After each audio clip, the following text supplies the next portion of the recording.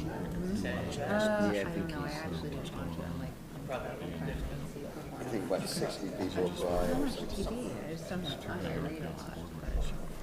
But Yeah. Maureen's away. I'm still getting leave. I guess tomorrow's supposed to be back at some point. So. are we voting on it? We're Going to second. Well, it's second policy, second reads of the policy, the appointments and amendments, business items, things like that. Yeah. Thank you very much. Very good. These recommendations just passed, so. Welcome. I'm going to call to order a regular board meeting of the Hastings and Hudson Board of Education for June 6th, 2023. There are some announcements which are listed on board docs, important dates that are upcoming in the next couple of weeks.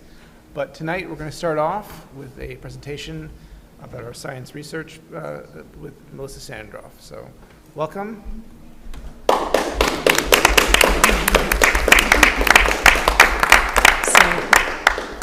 Good evening, everyone. Thank you so much for having us here tonight. I have 3 of my students here with me to present their mini version of their projects. So just to give a little history of the start of this course, I started science research in 2007, and I did it after I took part in a 2-year program for science teachers at Columbia University, specifically to do science research.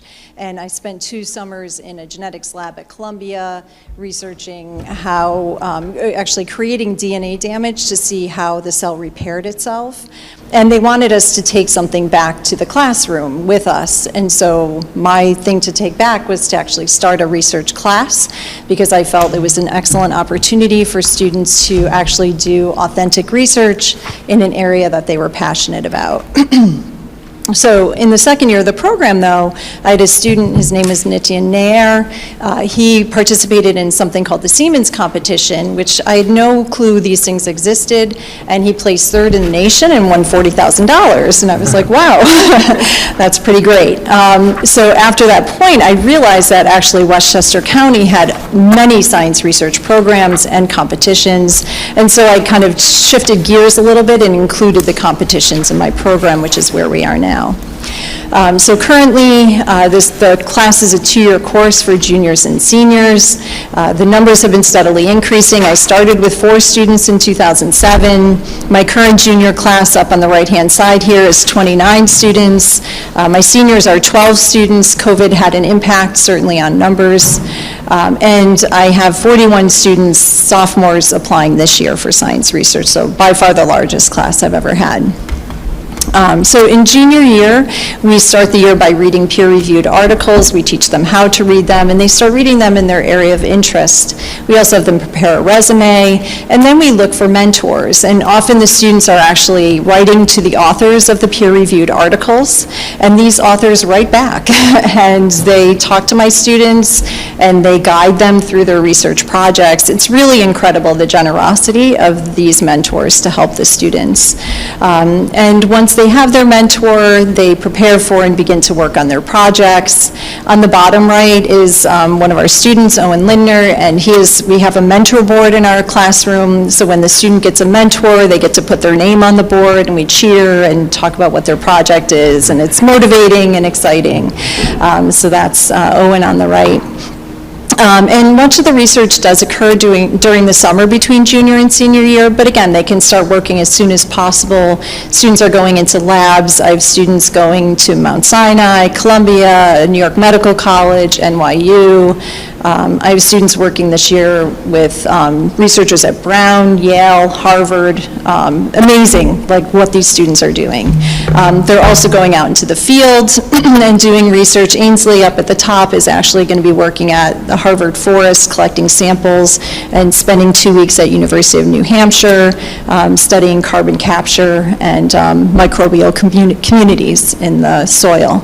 And then some students are doing work at home, like Paul, who will present his work. He's going to be doing his project at home. We did set up an institutional review board with the help of Dr. Szymanski, which I'm really excited about. So any student who does a survey has to pass it by the review board, which consists of Melissa and Christina Repp and Christina Gagliardi, to get approval prior to distributing that survey. So that's been hugely helpful for us. And then lastly, in junior year, we present at the Somer Science Fair, where the students present their anticipated research. Again, you'll hear Paul's research today. The students did a phenomenal job. It was this Saturday. We had 29 students, 21 of them got awards at this competition, including 10 first place. That's by far the best we've ever done. It was hugely impressive. And I just want to mention, Paul actually just found out a few weeks ago that he received a $5,000 grant from the Marshall Foundation, which is really exciting. So Gus had gotten the same grant last year, so we're happy to have 2 years in a row there.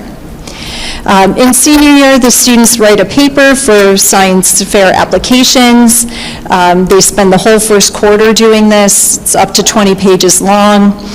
They also create a 10-minute PowerPoint presentation. That's a requirement for one of the competitions. And a poster, as you can see here, that's Zeke Manley on the left and Ione Shee on the right, presenting at our Westchester Fair. And then they participate in the science fairs throughout the year. Some of the benefits of science research are they get real-world research experience. They have to critically think, they are creative, and they're often doing graduate-level work. They are doing graduate-level work, really.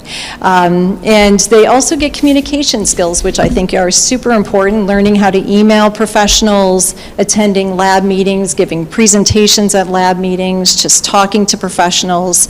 It's all skills they take with them. And you can see on the slide here, that's Zach Navarrete. He did research down at the Burke Estate, actually, doing soil solarization. Luke Dunn was at a CUNY lab, filtering out chloride from different types of oil. And that's Sarah Carosi, who's here today, and she's going to talk about what she did at NYU. Some of the highlights, many of our Hastings students have been published in peer-reviewed journal articles. I highlighted their names here, but on the left, some of our students worked to characterize a white shark nursery off Montauk. Eva May looked at fossils from 2 different regions in Pakistan and was able to prove they were the same species, not different species. And Anya von Hoekstra and Ivy Mininger worked at a lab at Mount Sinai, and they showed that they were working with this protein to see how it either repaired or caused cell death. So those are just a few examples. Many other students have also been published. Other highlights, we have had students from Hastings go to the highest levels of all our competitions, starting with the Regeneron Science Talent Search, which if you're old like me, it was the Westinghouse competition. It then was sponsored by Intel, and Regeneron took it over, and they are sponsoring through at least 2027. But Kat Berman in 2016 was a finalist. The top award for this fair is $250,000. The top student, a student from Westchester this year placed, I think, 8th and won $60,000. So it's a great competition to do, and we've had in the past 3 years 1 student each year, including Luca Forrest this year, which is super exciting.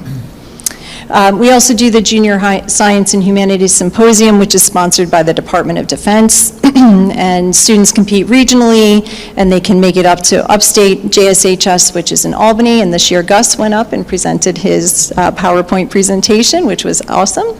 And we've had 2 students make it to nationals here, Grace Moon and Adam Oppenheimer in 2021. And then lastly, the International Science and Engineering Fair, which our Westchester Fair feeds into. And again, we've had numerous students here, including Bryce Jacobs in 2021, who placed 3rd, really in the world, because it's international. It's an amazing experience to go to this thing. And he placed 3rd in 2021.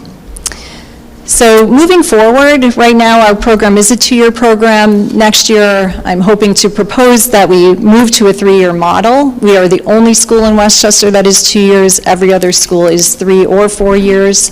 And if we move to a 3-year model, we could go through SUNY Albany where students could get SUNY credit, which is something I would really like to do to afford more opportunities for those students to do more in-depth research and also greater opportunities for them.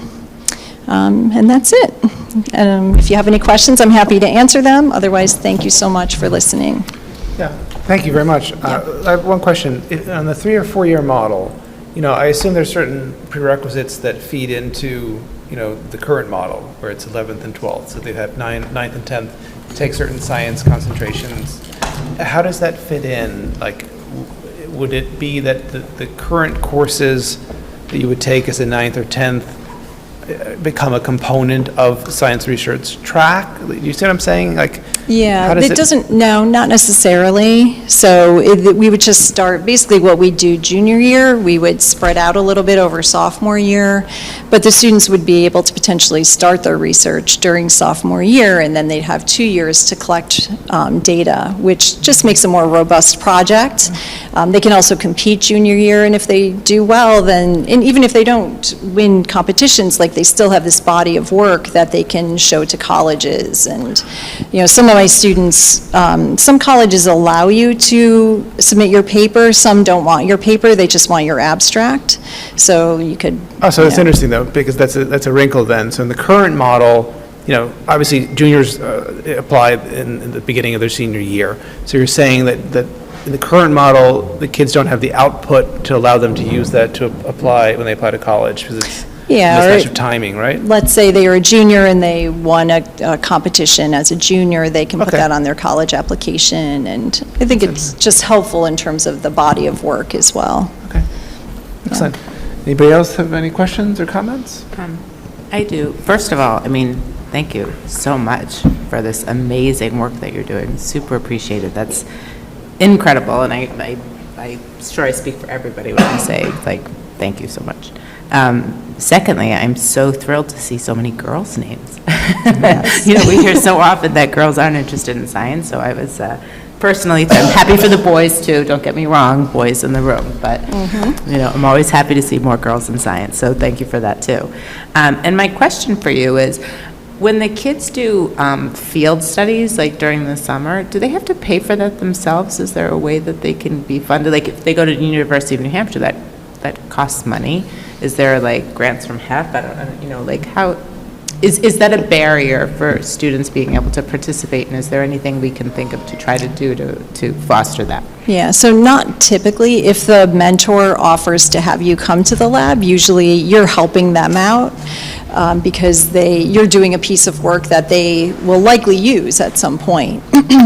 So it's typically not doing work at home or doing your own thing. Yes, that can definitely be a barrier. For the Regeneron Science Talent Search, if you have a scholar, it's called, like Luca Forrest this year, the student gets $2,000 and the school gets $2,000, and the business office has been really helpful. I put the $2,000 into a fund, and then I can buy things for my students if it is a barrier. So I've been, purchasing things for students, so that allows them to, have supplies if they need them. Great. Yeah. I wouldn't want money to ever be a problem for getting. Yeah, it's really nice to have that fund there to help those students. Thank you so much. Yeah, you're welcome. Yes, thank you. Thank you.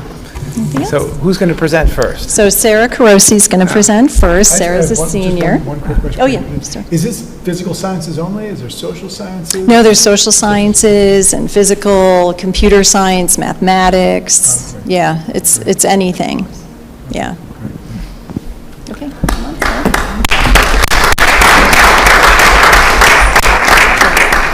Thank you.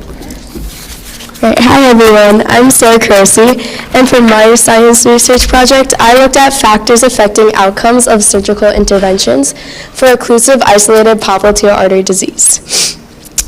So just looking at a few things that I studied, peripheral artery disease describes the narrowing of peripheral blood vessels, and this is most commonly caused when arteries become narrowed because of deposited plaque built up in the arteries. Patency is defined as the artery staying open for a period of time after endovascular treatment. I also looked at that the popliteal artery is located behind the knee, and because of this, pad located in the popliteal artery is clinically relevant because of this unique anatomy of the popliteal artery. So overall, what I did was I looked at the VQI, which is the Vascular Qualitative Initiative, which essentially is just a table that we looked at from my institution, and we looked at long-term outcomes for patients with isolated popliteal artery disease treated with endovascular intervention. For my project, 17 specific demographics were looked at, and a few of these include ages below and above 70, Caucasian, ambulatory, active smoking, etc. And 2 statistical analysis tests were used, univariate analysis and a multivariate logistic regression analysis. So looking at our results, the top one is the univariate analysis, and you can see that the bolded factors are the ones that are statistically significant, as they all have a p-value less than 0.05. However, we looked more closely at the one on the bottom, which is the multivariate logistic regression analysis, because of the odds ratio that's included, which essentially told us whether a factor increased or decreased patency in the long run. You can see that this is a survival curve, and overall at 2 years, you can see that the survival rates decreased. So in conclusion, we found that hemodialysis, active smoking, and anticoagulation worsened primary patency rates at 2 years, and these were found once again using the multivariate logistic regression analysis. And because these factors worsen primary patency rates at 2 years, special consideration should be taken for patients with these factors. So looking at why this research was important, well, only a few other studies have focused on surgical treatment of isolated popliteal artery disease, and also to know what factors affect popliteal artery disease in order for physicians to decide which treatment is best for this particular location, and thus lower patency rates. Thank you.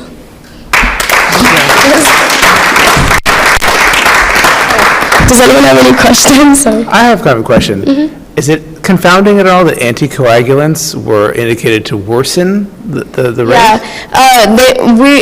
it's confusing, but basically we found that the different treatments to help prevent certain factors that would worsen these rates could actually just be the disease itself so it gets a little really wonky with that, but that's science. Yeah. That's great. Yeah, there's a lot of different factors that could have essentially just been not the medicine but the actual disease itself Underlining it. that would help, that also relates to this disease.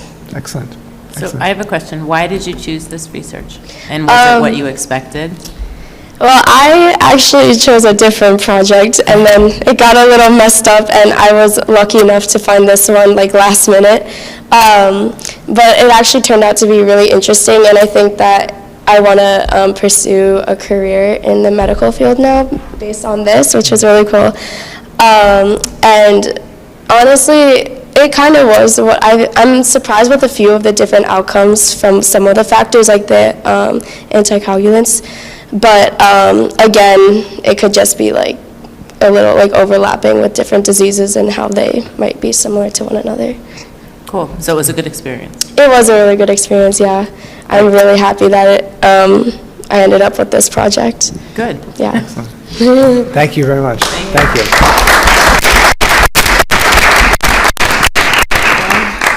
Welcome. Hi. Wait, is this not okay? Hi.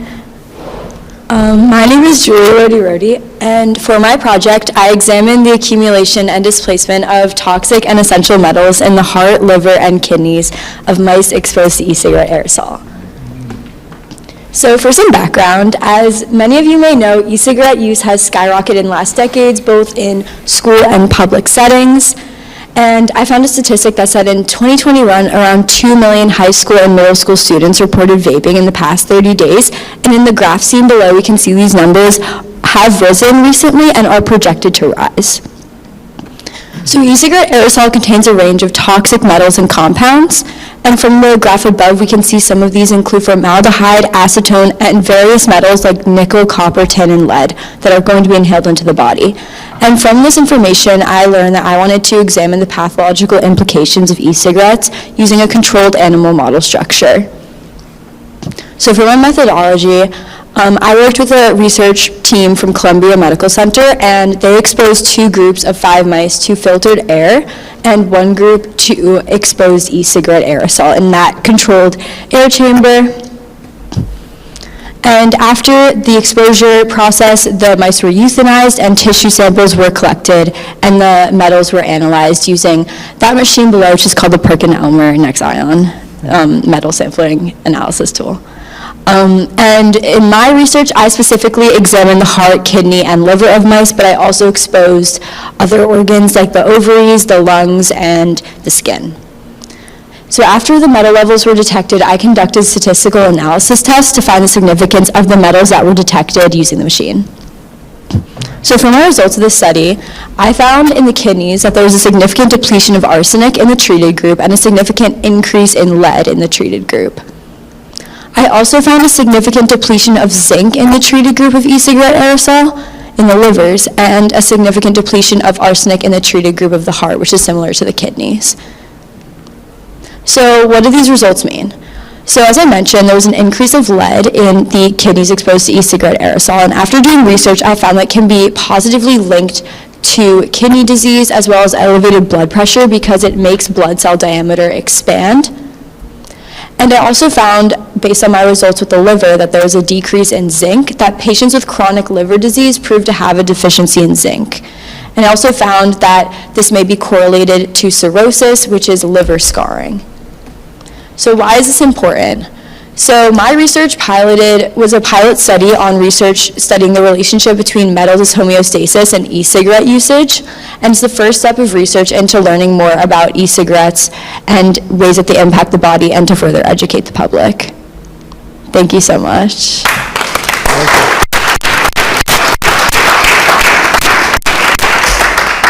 Thank you. Any questions, comments?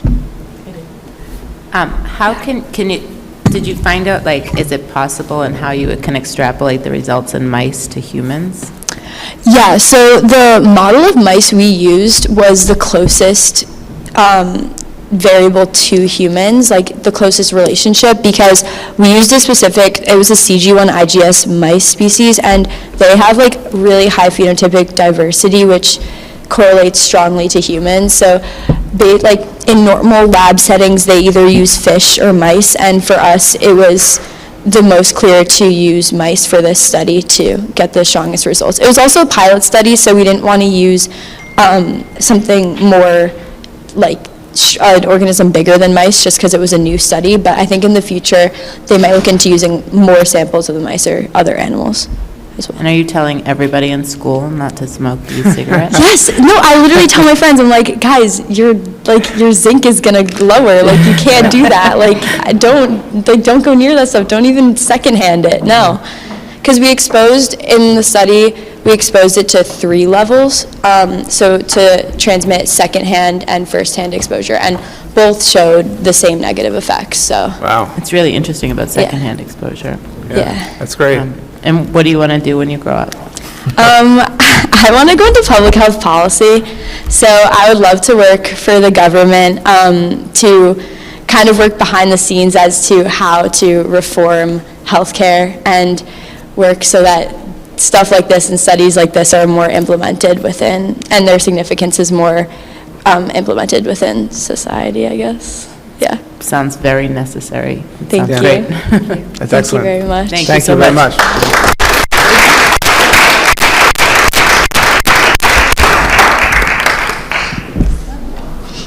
So I have not done such cool research yet. I'm only a junior, but I did make this poster for the science fair that we just had on Saturday that I would like to present. And this is my proposed research on the use of pyrogenic carbon or biochar to boost the decomposition of matter and microbial activity in the presence of microplastics. So as I'm sure you all know, microplastics are a very prevalent pollutant facing our Earth today.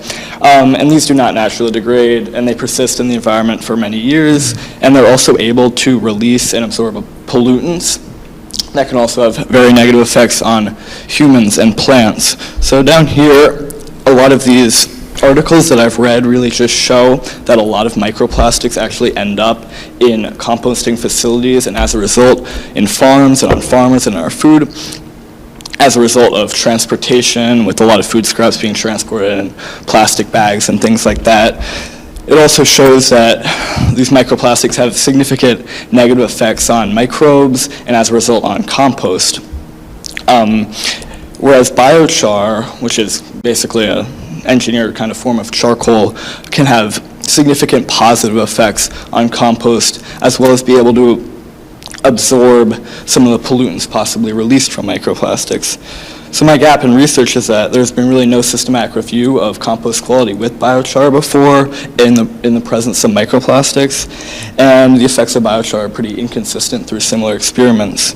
So for my experimental design, I will have 4 groups, 1 control and 3 experimental groups, and I will compost these, cow manure and wheat straw, and then I'll add the microplastics and compost those, and over 55 days I will be measuring characteristics such as temperature, pH, moisture content, CO2, ammonia, enzyme activity, as well as how toxic it is to plants by germinating seeds in the water extracted from compost to determine really the effect of these microplastics on microbes, as well as if this biochar has lessen the effect and the bioavailability of these pollutants released from microplastics. So these graphs kind of at the bottom are previous research done by people all around the world, kind of showing on the bottom here these negative effects that microplastics can cause to compost and plants,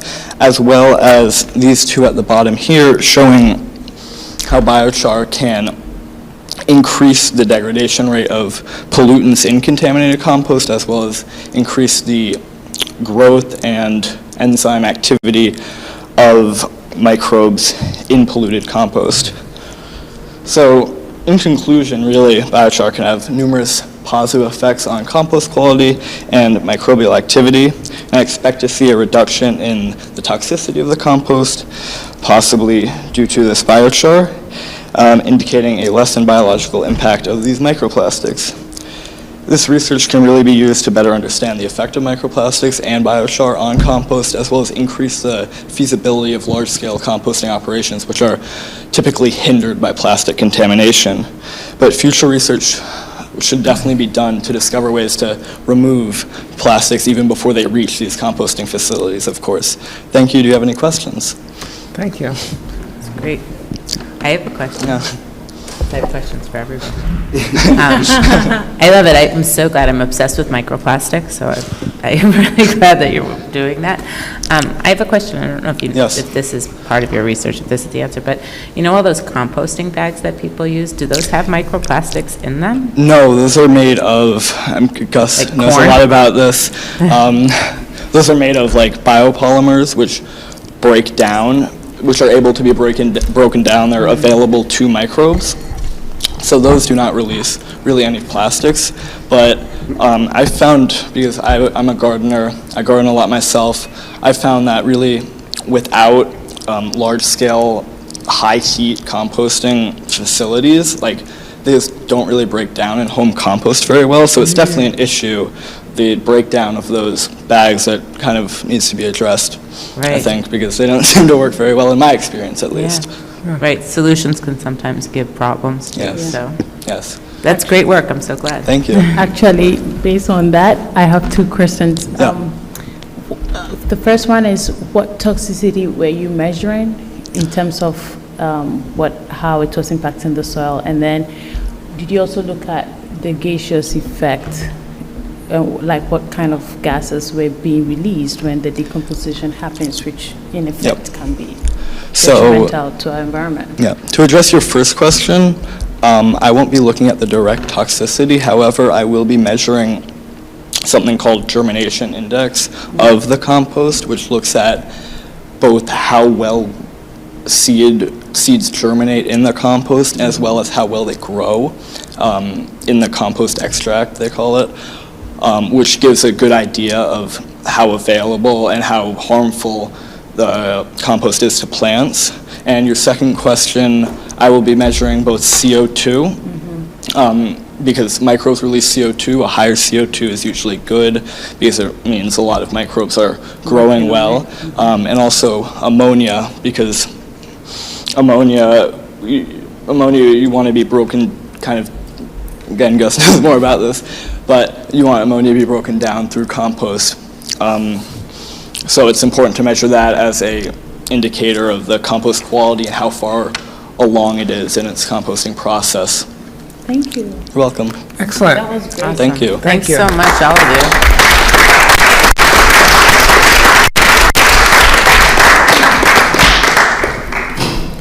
Thank you so much, Melissa. Thank you. Thank you, Melissa. I have to say, like, I've been touring colleges with my son, and whenever we go, it always makes me want to go back to college. This sort of thing makes me want to go back to high school. I know, I was thinking that too.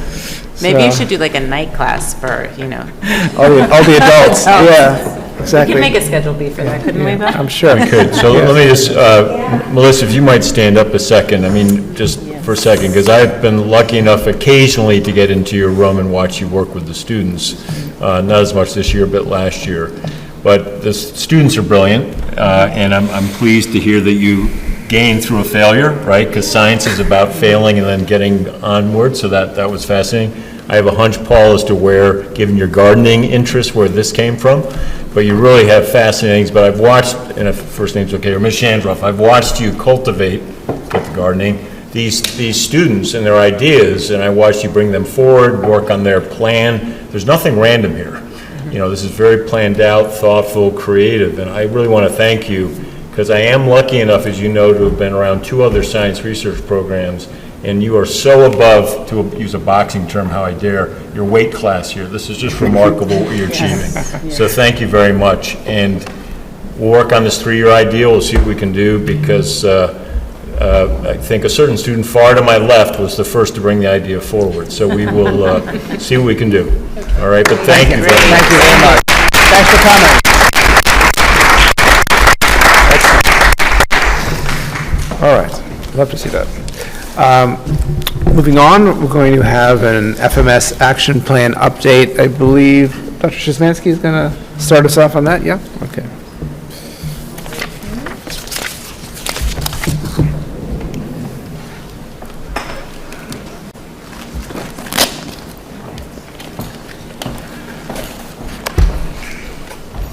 Yeah, the researchers are allowed to leave if you'd like. Thank you so Thanks, much. kids. As long as they're going back to the labs. Okay, good evening, everyone. So I'm here presenting tonight with a very strong team, and also on behalf of Jennifer Spirelli, who is currently at a board meeting in another district getting her appointment. So I'm pinch hitting for Jennifer. But I've been actively involved with a number of these team members behind the scenes. So I want to recognize them, say thank you. Dr. Janice Mateo Toledo, Jocelyn Perez, Danielle Del Cerro, Tesfa Stewart, Camila Dawkins, so you'll hear from each of them tonight as well. And I would also like to acknowledge there are many faculty members who are not here this evening who have also been actively involved behind the scenes, so thank you to them as well. The agenda for this evening, I'll be taking you through the purpose of the presentation and also the purpose of the FMS action plan. We will be sharing the action plan, short-term steps that were taken, examples, communications that Mrs. Spirelli sent out, long-term steps moving forward. We'll answer any questions that you may have. And as you know, this plan came about because of some incidents that have been happening in the middle school that have been of tremendous concern. And so while we have a wonderful middle school with wonderful children, we have also had a series of things that have been very concerning to us and that have caused some harm.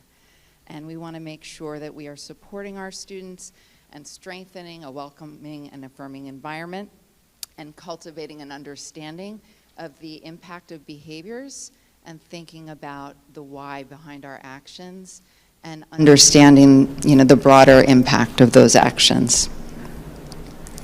So in Hastings, overall, and at FMS, we work to optimize socially, emotionally, and physically safe learning environments. We will not tolerate harm to others, And similarly, we also understand that as students are growing and learning, they often do miss the mark on certain things. They'll miss the mark with words, they'll miss the mark with actions, and this does happen as students are developing. And we are working to ensure appropriate consequences that are coupled with restorative practices in order to repair harm that has been done. And our goals include accountability, instruction that leads to learning, and also repair. So I will now turn over the microphone and the clicker to Camila, who's going to take us through the action plan, the short-term steps first.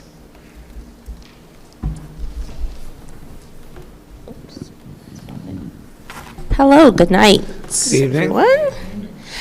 So this action plan that you see posted here was an action plan that was outlined in communications, weekly communications by Ms. Borelli to the FMS community.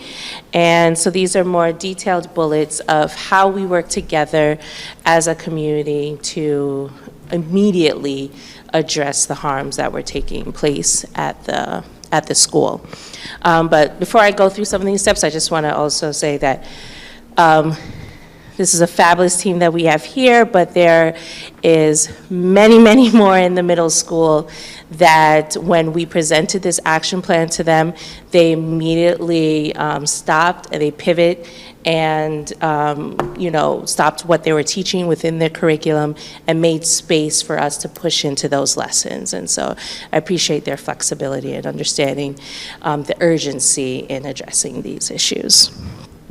So we worked individually with our families and students that were directly impacted by the harms that took place. And we did have our push-in lessons, and Dr. Toledo, Ms. Perez, and Ms. Del Saro will also go in more detail with that as well. We did have our PTSA SEPTA Community Forum. That was last month, and we were able, myself and Ms. Borelli, were able to present to the community how we were addressing the issues that were taking place, but then also outlining for the community how, on a whole, we address some of the incidents that do happen, like our protocol as it pertains to our incident reporting and then also our DASA reporting as well. And that same protocol was also presented to our students in a student assembly with our 8th graders as well.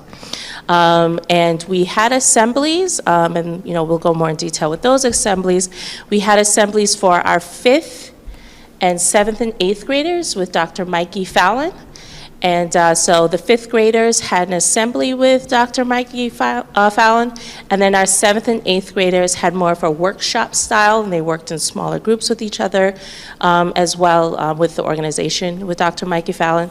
And yesterday and today, we had our 6th graders work with ADL, and they did small group workshops with ADL as well. And the focus point for all these student-led, these student workshops were combating words of bias and hate. And then we also worked with our community as well, our faculty community, and we'll address that and highlight that more as well, with training them on how to use community circles to immediately address harms in the classroom as it occurs. Am I doing this right? Yep, got it.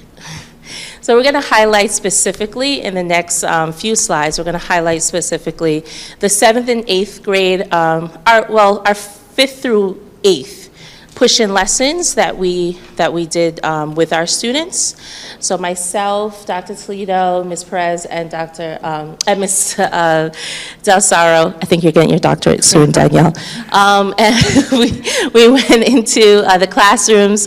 We created those lessons together as a team, and then we also pushed into the classes, and we taught those lessons as well. And Ms. Borelli was also a part of teaching and pushing into those lessons with the students.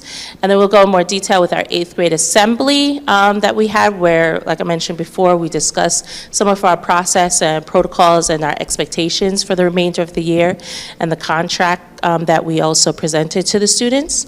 Our school-wide art project, we did have a project as well with our daily living skills. Mr. Stewart will discuss that in more detail. Our grade 5 assembly, 7 and 8 workshops, and then also more detail will go into the community circles that we trained the teachers on as well. Pass it over to our amazing superstar counselors. Thank you, Camilla.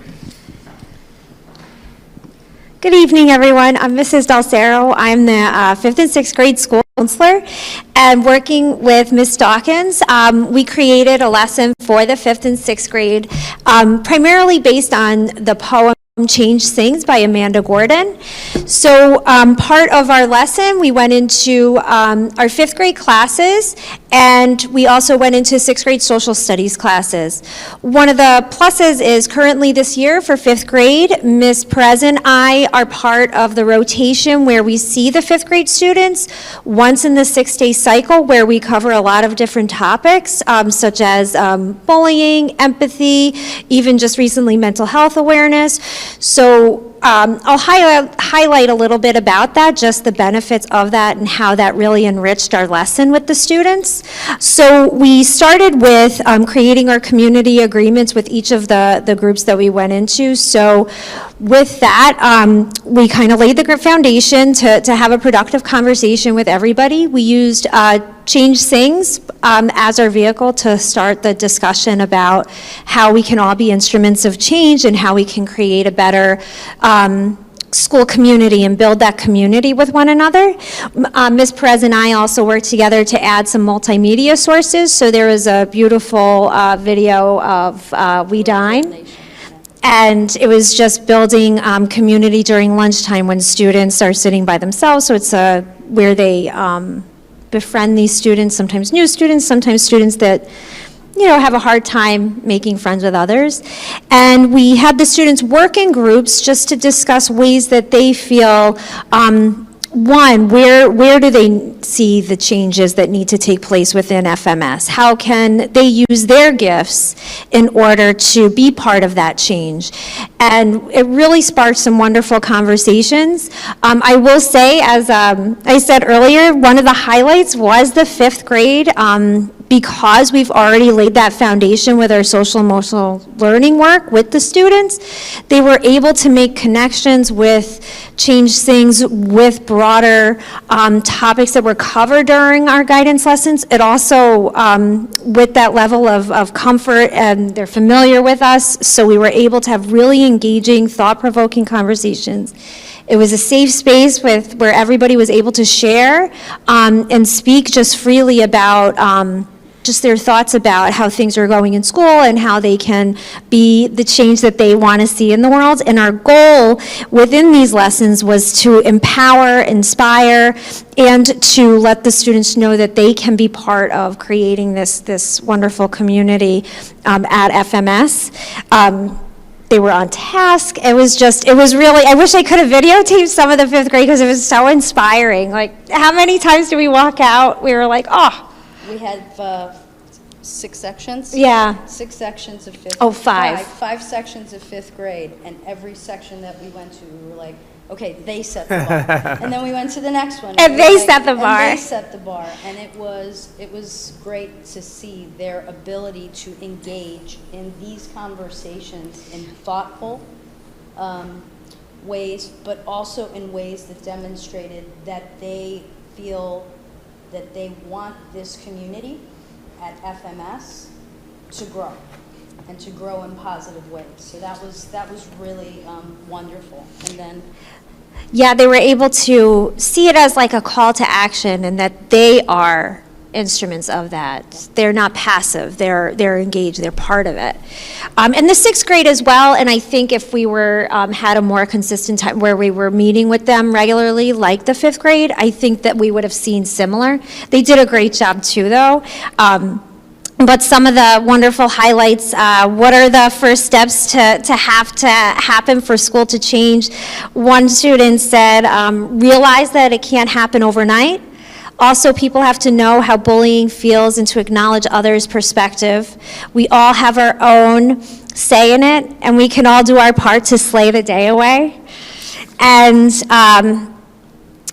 everyone needs to be part of change. We have to include everyone. We should be kind and caring for everyone in our school. And this is directly from the students. Downstairs, outside of our guidance suite, we created just a bulletin board and took some highlights from the work that the students did. So if you make your way down there, some of the wonderful comments, not all of them though, there were so many, there's just not enough space on the bulletin board. But it was pretty inspiring. Any questions about the 5-6 lessons? How do you, Oh, yeah. how do you compare the feedback you get from when it's you or two people pushing into a classroom versus sometimes when we try to do a school-wide assembly? Are there different, things you like about both of them? Is one of them work better with different ages that you've seen? I think they both have a lot of value, and I think the students get a lot out of both. I think the benefit with us going into the small classes is that, one, the students, as they work in small groups with each other, they can have more engaging conversations and actually learn more from each other. I think, too, the students are comfortable with us, so they're able to share more, and because of that, I think they let their guard down a little bit. They're allowed to be a little more vulnerable with people that they know. I think they enjoy the assemblies, and I think it's so important to have that, but also to perhaps pair it with a push-in lesson where they're working with us, so we can almost like debrief with it as well. So I think they're both valuable, and I mean, I love going in the classroom, so I'll stick with that too. I have a follow-up question. Did you consider being a little bit intentional with mixing the kids up in terms of diversity for them to work together, although they don't know each other, in order to create that passive way of learning about each other just by virtue of interacting with other people that are not literally in their same cultural space? Right. I think we do that, like with the classrooms, the teachers regularly shift around the grouping and everything. So with the 5th and 6th grade, sometimes we'll mix it up. Well, the 5th grade primarily because we're in there. The 6th grade, we worked with the way the groupings were set up, but going forward, that would be even just randomized. Correct. To see how that goes. It's But definitely a consideration that we take into effect. For this particular lesson, we worked with. Can you just, I want to make sure everyone at home hears you. sorry. At home, okay, no worries. A lot of people online. For this particular lesson, we used the classroom as it was set up. So, with our 5th graders, they are accustomed to often starting out in a large group and then breaking down into small groups, and we capitalized on that structure because we've used it throughout the year. With our 6th graders, because we pushed into the social studies classes, one of the things that we relied heavily on also was the knowledge that the teachers, right, because while we can push in, the teachers are there with the students every day. And so one of the things that we've heard from our students is that they want to have these conversations with their teachers. So we really did also rely on them to kind of help us and guide us through, okay, what should we think about in this conversation with your class? Or as the responses were coming in, is this typical? Are we missing any marks? And it was really helpful. As a matter of fact, one of our teachers happened to highlight, in her own words, that what was so important was that we learn to listen, to understand, rather than to respond. And so that came right from Mrs. Jones, the 6th grade social studies teacher, and I think because she was able to share that with her class, it resonated in a way that if it just would have been us walking in, it might have been a missed opportunity. Well put.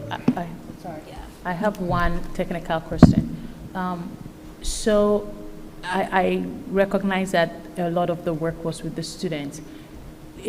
maybe this is not it's not yours to answer, but I'm just wondering, is your position said that you can also work with teachers and administrators in that capacity? Because sometimes it's not, there's a lot of non-intentional spaces that get created, not because instructors are trying to be otherwise, and that in itself can ricochet to this environment. I'm sorry. Yeah, I can see you have the answers already. Yeah, No, I'm so excited because you made this because of those discussions that also helped us with planning our work with the community circles with the staff. So it's all connected. We'll get there. Okay. It's all connected. Good. I'm excited. Thank you. I have a question, sorry. The question here is what are the first steps that have to happen for change to occur in our school? And I know at the very beginning, I didn't write it down what you said, but you said you walked in to talk about the kids, about what can, how to change the school. Especially for the youngest ones, the fifth graders. I mean, do they really recognize that there is a change? Do they feel like, oh yes, the school is terrible and we need to fix it? Because it's kind of leading the witness here with for change to occur in our school. I'm wondering, it's about make things even better. Do you understand what I'm asking? Absolutely. Yes, and one of the things that I will say is that, you have to remember that at every developmental level, the conversation is going to look a little different. So for our younger students, it was very concrete day-to-day things, like what needs to change on the playground, what needs to change with our bathrooms, what needs to change in the cafeteria, right? Because for them, that's what's important. But did they understand that there needed to be change, or were there some kids who were like, no, everything's fine in the cafeteria? No, absolutely not. I think, especially with our younger students, they were able to very clearly identify, and again, we only did the 5th and 6th grade, but they were very specific about the change that they wanted to see and places where they wanted to see that change, where they felt that things could definitely be better in our school. Can you give us some examples of the problems that they saw happening in the bathrooms and on the playground and the So cafeteria? they definitely wanted cleaner bathrooms. What, cleaner? Cleaner bathrooms, yeah. They felt that, within a school day, that sometimes you go into the bathroom and it just, middle school students aren't the only ones that use that bathroom, although it is designated for them. But, there's sometimes food in there. There's sometimes, students that may not be using it appropriately. So they recognize that and they see that. And they're like, I want to be able to go into a clean bathroom to use it and then be able to walk out and leave. So we talked about that. They talked about the opportunities for playing out on the playground. What is out there and available, and what about the students who don't participate in, if you will, the more popular, and how to include them. And they also talked about, I think our older students in particular, the sixth graders were very, very cognizant of how much time they have for lunch and recess. Yeah. And they felt that sometimes in that haste of what they feel is a very rushed period, that people don't use their best manners, and because it's kind of like who's going to get there first, and so those were things that I think were very powerful, again, to hear from their perspective. So even though the questions look in some part as if they might be leading, what's great when you're working with kids is that they're going to go where they want to go, and we just have to follow, right? Because that's, I think, ultimately what we're there for, to listen to what it is that they're saying is important, not necessarily the agenda that we think needs to be pushed forward. So. Did they recognize when you talked about the bathroom that it had to be they need to be clean too? It's not the job of the custodians to clean up after them, that they need to We talk about that. Okay. Yeah, we talk a lot about personal accountability and then what that looks like. And also about sometimes you're walking by and you may see something on the floor and, maybe you didn't drop it, but, you can help to change what it's going to look like, maybe not for you, but for the next person. Right, that's wonderful. That's great. I Thank you, think thank too, you. one of the questions also that we ask the students is just being all the members of a community and what makes up a community. And that was something too that was like important and insightful, is because as they looked at our Farragut community, they really had these important discussions that it's not just about me being a student. They mentioned the custodians and the cafeteria workers and all the people that help to keep the school going, and making that jump, like, yeah, because the bathrooms, all of it affects all of us, you know? So they were able to make that as we dove deeper into what's a community, what are members of a community, how does everybody play their part in that community and contribute to it, and they were able to make that. So they were just amazing. And if I dare say, Dr. McCursey, they were above their weight class as well. They were. And they're very light, is it? And I think. That's great. First, I hope they clean up their bathroom at home. I'll let you know if your lessons work. You have a sixth grader. Yeah, because I have a sixth grader. And the other thing I think is important you brought up, I don't want to have a discussion about it here, but I think it's an important comment, is that anecdotally, I mean, I have two kids who sometimes come home with their lunch still in their because they say they don't have time to eat it. I mean, they eat slowly at this age, you know, sometimes they quickly, but I think that's an important point, that they sometimes don't feel like they have time to eat their lunch. So I don't know what we can do about that, but I think it's a problem, you know, maybe more lunchtime or recess time. Anyway, thank you both so much. Yes. Thank you. Thank you very much. Thank you. Thank you so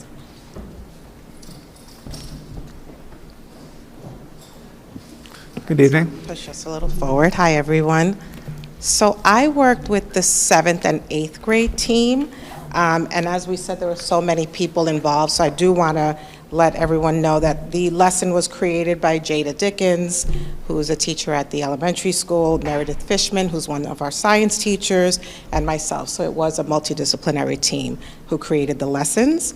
In terms of teaching the lessons, we used a co-teaching model. So it was myself and Jennifer Spirelli who taught the lessons. Camila also pushed in, Meredith Fishman, Davida Cruz, Karen Heck, Dom Ciceri, and myself. So it was there was a lot of teacher involvement. So when we decided to start this lesson, the students read a short story, and it was entitled The Way of the Anidi Duwaji, which is a tribe of the Cherokee Nation. The story was written by Tracy Sorrell, and she is a member of the Cherokee Nation. It was selected from an anthology titled The Talk, Conversations About Race, Love, and Truth. And during the lesson, students read the short story. Together, they highlighted words or phrases that stood out to them. And then next, they read about positive attributes of the Cherokee Nation and considered harms that the tribes had endured over time. And then we used that to kind of bridge the connection between what was happening with the Cherokee Nation and Farragut Middle School. So students came together and they considered what accountability means to them, followed by an opportunity to reflect and share on their ideas. So in each class, it was a rich discussion, and students made observations about community. So we had them think about how they can hold themselves accountable. So these are some examples of student work. E.g. shared that accountability to them is people realizing that they hurt someone and owning up to it. SS shared that they will hold themselves accountable by keeping all of my negative thoughts to myself and thinking before I speak. R suggested, I think we should make a positive change to talk to students about racism. And the final student shared that they will be accountable by stating, I can personally tell people that what they're saying and doing is wrong, and also that and making sure that I'm kind to everyone around me. So these were the responses from our 7th and 8th grade students. Any questions about the lesson? Okay. I have a question about this. You know, I find that it's having an 8th grader and knowing a lot of 7th and 8th graders, I find that, I'm sure you guys know this, they're so self-centered, you know? Really? They really think it's all about them. As much as I tried to dissuade them of that notion, so I think that it's interesting that how they're holding their self accountable is telling somebody else that they're doing something wrong. It's so typical. But, people realizing that they hurt somebody, other people, and them owning up to it, but not me owning up to it. So, I think that that's sometimes, hard at this age, like as much as you guys try, it's still like, it's not me, it's everybody else. So I appreciate that. And I'm wondering, some of the kids I talked to about after this lesson found it a little confusing. They were like, I'm not sure why we were doing it though. I'm wondering if after things like this for that age group in particular, if it's worth having, I don't know, you can't have a survey, but somehow talking and be like, did you understand, like afterwards, like, what did you think of this? Was this in comparison to having Mikey or whatever, which do you feel like you got the most out of? Because, sometimes I appreciate from your guys' standpoint, it's like sometimes just trying to, put something in someone's head that they don't necessarily see as their problem. So just curious how we can just make sure that appreciate the programs and make sure we're doing the best programs possible that everybody understands and is getting something out of. Yeah, no, that's an excellent point, and I do want to thank the Social Studies Department because that was the class we pushed into, so a lot of the Social Studies teachers the next day continued the conversations in class, so there was, a collaborative approach to this. We did go in one day, but the conversation did continue, because that did come up. Yeah, okay, great, thank you. Actually, you're very right about that. Sometimes the students do these activities and the connection is not very clear to them. It may be clear to us because we are having all these layers, but for them they're like, okay, we did it. So I'm glad that social studies, because we need to connect it to that actionable step. So yeah, thanks for bringing that up. Thank you. Thank you.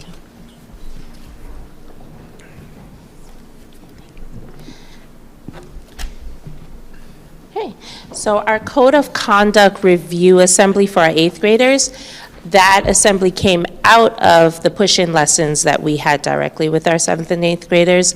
And when we did have the feedback that we got from the 8th graders was there was a sense of they needed more clarity on what the discipline process was and what are the differences between certain things that would give them, a detention as opposed to a suspension, and what is the process that goes into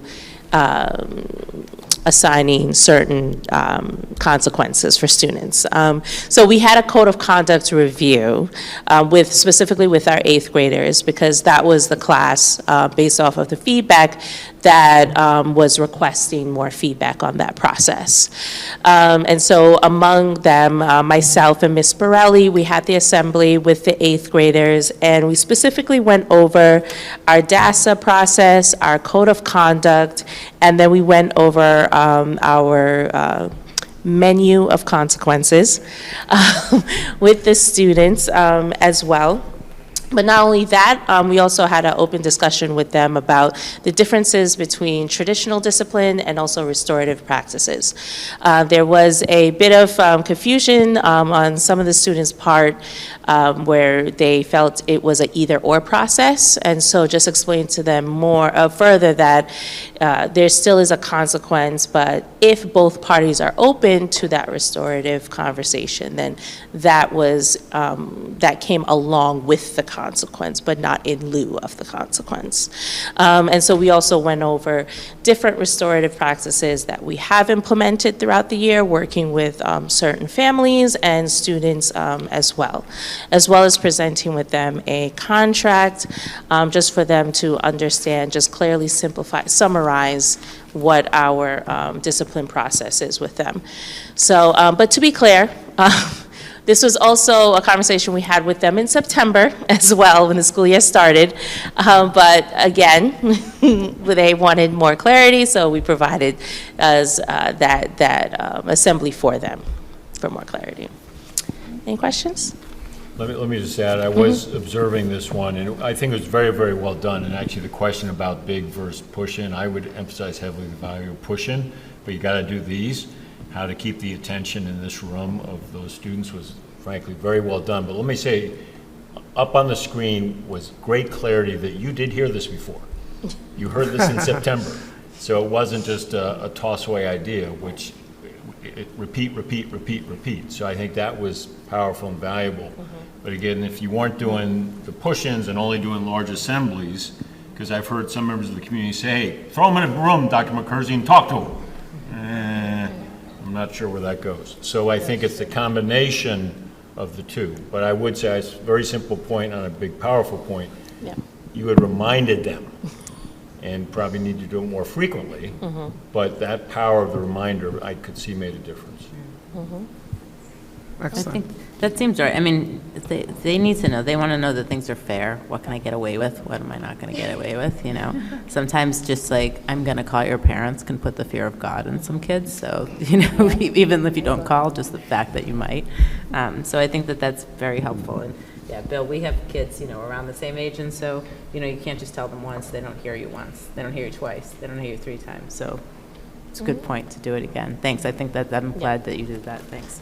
So my question with the code of conduct, I know Dr. Marquesi and Dr. Szymanski said they were working on a document that would also be similar to what I said last week that Yonkers has, so that at least parents will also have that sense of clarity as to why is my child being suspended or why is my child getting, because again, this is a small village and 2 friends may have the same situation and then one has something different and they don't know that one person is more consistent. So yours is, and one person is just one time, right? So Yonkers has it all laid out and I'm hoping that we work on that because that will also be helpful for all the comparison that goes on in this community, which has been predates. Maureen, you know this for sure because you've been here forever. So I'm hoping that we get on with that as well. Yeah, we're going to have I think it's on the agenda, we're going to have a big presentation on the data going through it, coming up down the road. Thank you. Yeah. What was that, Alex? There's going to be a presentation on the data, the discipline data, and sort of the rubric behind it coming down the line. Thank you. I think that's what I was a little bit confused on. Are you hitting? No, Is that no, me I- or it's your you? foot. Check your foot. Are you hitting something? Maybe. Yeah. I think I was a little bit confused on, you know, where we're at in this action plan, because I understand it's a cocktail or a mixture of getting in the classrooms, educating students, giving them a space to talk. It's restorative practices, but I thought, you know, we had read about some incidents that were beyond what we're really talking about here, you know. Every 5th grader wants more time for recess, and I'm glad they feel they have a, you know, a way to speak about that. Bathrooms, I mean, I thought the bathroom issue would relate more towards the incidents we're seeing. So I feel like, you know, for a FMS action plan, I was sort of wondering, you know, when do we start hearing actual discussions about, you know, how much restorative practice versus just old school discipline? Like, did we find that it's mostly the boys and not the girls that are creating these unsafe environments? I mean, the 5th graders don't move around as much, but maybe the 6th graders. I mean, does any of them feel like they need more adults in the hallways? You know, I mean, that's not possibly what's coming up. Is it, if it's boys, I mean, old school, you know, like, you're off the play, you're off the drama, you won't be on sports teams. Is there any of that, you know, is that so far out? Is that like 20 years old type discipline? And or is there a mixture still where if we have 8th grade boys creating hallways that are unsafe for girls and people of, you know, of various minority communities that are underrepresented in our schools, what are we doing to just forcefully making a change so that people don't feel it's worth their while to continue this destructive ruining of our school environment? And I'd like to believe that it's a smaller group of people, and from my experience in middle schools, I'm going to assume it's boys. It's a small group of boys that need to have a way to be, you know, redirected And I would have felt that some of our practices we might want to consider are, changing where you were going, school of conduct, letting them understand that. Is it a real mixture, or are we not up to the part of putting in the old school, you're off the sport team for the whole year if you get another incident of, what we read about. You want to call people's names, make people sound so that you ruin their experience. You're ruining their self-confidence. That's where I thought, FMS had risen to a level of seriousness. Well, and just to be fair, I can jump in on that too. So, yeah, thank you, Yeah, Melissa. I'd be happy to. So I'm hearing what you're hearing in the sense of taking a developmental approach, making sure we're creating community, we're empowering students to want to have ownership and to share. These are the things that I'm concerned about in my own school, whether those are the things that the adults are seeing as a primary area of concern, and of course we introduce that as well, but really empowering the children to create a culture where there's ownership. So that's part of it. The other part of it is that there are concrete disciplinary consequences, lunch detention, after-school detention, in-school suspension, out-of-school suspension, sometimes multiple days of out-of-school suspension. And those are part of the accountability pieces. We have done this plan, and I meant to say this in the beginning, so I'm apologizing to the team because I said I would say that, and I just forgot. This plan was put together in triage mode. So there are different ways of doing action planning. So you'll hear next week, the Special Education Advisory Committee is presenting action plans, and they've had a very long runway of months of peer-reviewed research and examining a problem of practice and going through an inquiry. That's just a spoiler alert. They'll take you through all of that. It was phenomenal. That is also in process here when we're talking about longer term action steps. So tonight is really about what were some of the things that were done to build community. The pieces of where are these things happening in our building are definitely things that the adults have been looking at. Where do we need extra staff? Down to is there adequate supervision here? Do we need additional checks at certain points throughout the day? Let's take a look at the themes of discipline when we're looking through, what are we seeing most of? And so we will be presenting on, more behavioral data coming up. But the action plan here is a combination of triage with the accountability piece that's individualized for students, thinking about, is this the first time that a child has done something like this or not? There is an instructive piece. I'm staring at my screen right now. I pulled it up because as I heard everyone talking, it occurred to me, and Doreen, it was something you said about, where the students are at that age. They're going through a whole moral development. So Kohlberg's moral development stages, some students are the rules are fixed, they're absolute, that's it. Another group of students will be what's fair is what's right for me, right? They're going through this arc of, well, I've got to conform, I've got to be nice, right? And what we're trying to get people to is, there's this respect of authority, but then there's also that higher level of what are the individual rights of my peers? How do I contribute to a better community and develop a core sense of ethics so that I can understand intellectually what I'm supposed to do while my brain is developing a mechanism for putting on the brakes so I can stop myself because I realize what I really want to be doing. So this is a combination of all of those things. Some of it is community building art projects, feeling ownership, having smaller group conversations. Some of it is working with the faculty. You'll hear about the community circles in a moment. And some of it is accountability. What's the code of conduct? Here's a reminder of what you're accountable to. There will be consequences for these things. Here are the consequences. Certain things are egregious, horrible things. We need to really talk about that and unpack that. That does happen also in a case-by-case basis. So if a student does something wrong, and that part of the accountability is teaching and do you understand what you just did and the impact of what just happened? And now, can there be an opportunity for repair?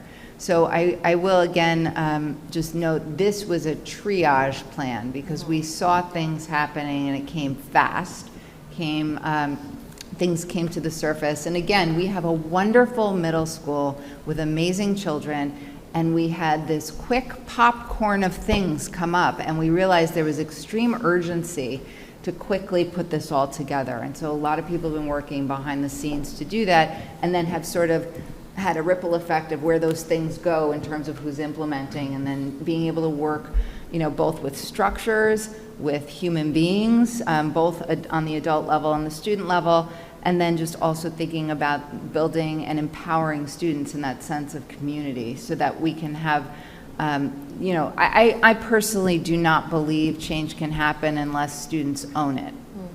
I don't think that, a strong motivator is to listen to something because an adult told me to do it. Because unless you're in that compliance phase, like there's not the right driver is to feel like you want to be part of the change process.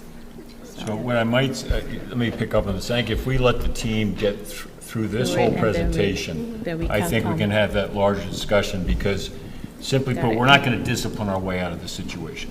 We have to build a culture of support, caring, and respect, and then also have the clarity on the discipline pieces. To put a date on it, July 11th, the end-of-year report will be a different one. It won't be from all of the administrators here's outgoing, but it'll be Bill and Melissa giving you data and information and measurements as to where are we doing academically, other ways, and behaviorally. And it'll be thematic, because we have to protect certain privacy. But we're in a several-step update in education. I want to say for a thing, this is a safe school. We have incidents, and it is a safe school. We have some kids treating each other badly, and it is a safe school. I am too deep in this career since 1981 to call that an unsafe school, to call the hallways unsafe. That is just not Farragut Middle School. So we are taking it really seriously, but one is building a culture of caring and support, which this all speaks to, and then greater clarity around discipline, consequences, and all of that. But it'll be over the next couple meetings, we'll bring that to you. But I think if we get through this, then we can. So I quickly I want to make sure we get through enough so we can have the discussion more fully. I'll quickly suggest that probably in the future moving forward, I think you said everything that our questions in the head. But if you could delineate what chunks we are working on at a time, right? Because it's for me, it sounded a little bit confusing. Okay, all of a sudden we are talking about custodial cleanliness, and it seemed out of place, right? So now I understand this conversation was about community building with students, focusing on that. How can they be part of that accountability build-up? So then when we know that that's what this is about, then our head is there. And then we know the next will be about actionable steps with code of conduct, what happens to the clarity, blah, blah, blah. So I think it would be useful for, again, this meeting is for the community, not just for us. That's why we have this meeting as OML, for them to understand what is the clear process, right? So if I may, and the clear steps of engagement. engagement. So the agenda is very clear on slide 2. Okay. So I think what I would suggest, let them get through it. Got it. Because what we've done is we've taken part of the chapter in chapter 21 and, before we know where we're going. Got it. So, because I think the power of what was shared was these are the student voices, but that's clear on the agenda. So why don't we let the team get through the presentation? Got it. And I think there'll be a sense of that, if that. All right. So chapter 22. Just to segue and add on to the conversation that we're having about creating a sense of community building with the students, we put together a school-wide art project where, so we had an outline of our mascot, the yellow jacket, and then we had students put their own thumbprint. And so they use the thumbprints to fill out the entire mascot. And the idea behind that was that we're all unique. Everyone's fingerprint has its own swirl, loop, and design to it. But, as we fill this yellow jacket in, everyone's uniqueness creates one community of Hastings. And so that was, we had the push-in lessons, giving them some historical background of community building, but then the school-wide art project was a visual for the students, for them to understand the idea of everyone's uniqueness builds one. Right? And then we also have some more pictures here. These are just different stages of the students coming into the cafeteria and filling in with their thumbprints, which they were very excited about this. Ooh, look at the Henrys. The Henrys. I just want to give a little bit of a shout out to our No Place for Hate Club, who came and participated in this activity. So we have Henry Renaud, Henry Phillips, Landon Lee, and Kabir Sinwani. And I want to thank them for their time and commitment. They ran around the cafeteria, getting everyone to put their thumbprint, so it was really exciting. And they gave up their lunch and recess to do this, and that's kind of major for fifth graders. And this is what the project looked like once everyone had an opportunity to put their fingerprints on it. So Ms. Jennifer is going to meet with Mr. Elliott, and he's going to finish add the finishing touches to it, and then it's going to be placed in a prominent area in the community so that everyone can see this beautiful artwork that we created as a community. And Tessa, I think it's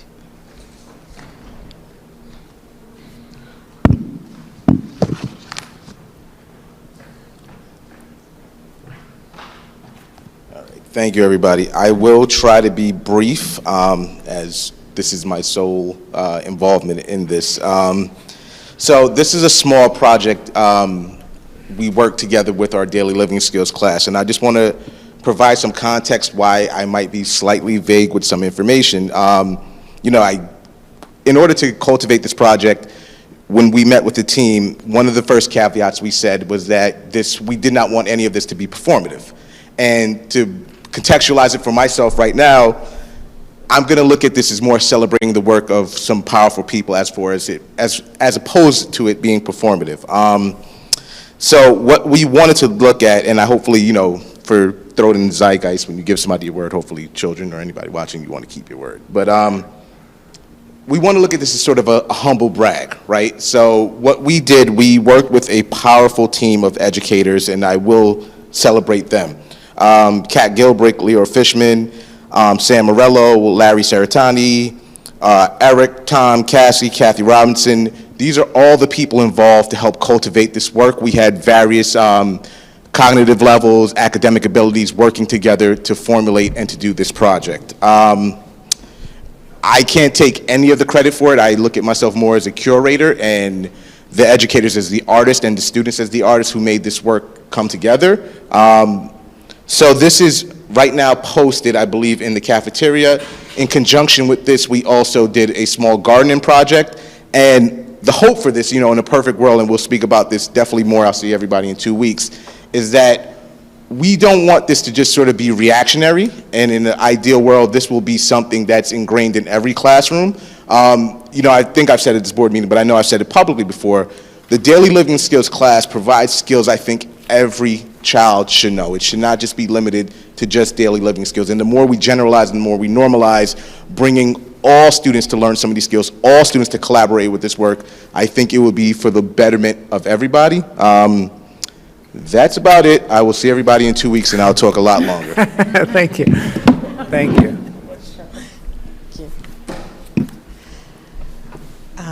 So that's what it looks like in the cafeteria. So now we're going to move into the assemblies that we had. We had Dr. Michael Fowlin and Dr. Christopher Irving work with our students. The fifth grade, we actually had Mikey come last year to present, and it was very well received. So we figured we'd bring him back for the fifth grade group. So Mikey uses his performance art and his background in psychology to support students and their understanding about the power of words, about biases, about being an upstander or upstanderish behaviors. And we want to thank Terry Frank, who's our middle school social worker, who brought him to our attention. So in terms of Mikey's presentation, Mikey's a storyteller, and he has a really great way of talking to children about the power of words and the importance of them being able to see things from diverse perspectives. So for example, he shared that when he was in Asia, he was provided with a teacup that didn't have a handle. And he laughed, and he asked, there's something missing with this teacup, it doesn't have a handle. And what he learned was that there was a good reason why the teacups don't have handles in Asia, in certain parts of Asia. The reason is that when the teacup is too hot, if you're holding it and it's too hot, you shouldn't be drinking the tea. So it's a whole different way of looking at things that we use every day. He also told the story of a bee, and he asked the children if they know how bees fly, because if you look at the laws of aviation, there's no way that a bee should be able to fly. Their wings are too small, their body's too wide, and but yet they fly. So he talks about how scientists have recognized, and I'm not a scientist, but found that bumblebees flap and rotate their wings, creating a vortex that produces the lift, almost like a helicopter, is what he talked about. And so with their small size, they're able to fly and move. And they talked about, he connected that with children really thinking about these ideas that people may have about you, and that you can actually break through that and you can be whoever you want to be. You don't have to stay stuck in what people think you are or who they think you are. So I thought that was a really great way to talk to children, and that went really well. For the 7th and 8th grade groups, Dr. Mikey Fallon and Dr. Christopher Irving together came in, and it was a very different way that it was presented. Children were in groups. Oh, I think it's shutting down. Our time's up. Another quarter in. What, chapter 42?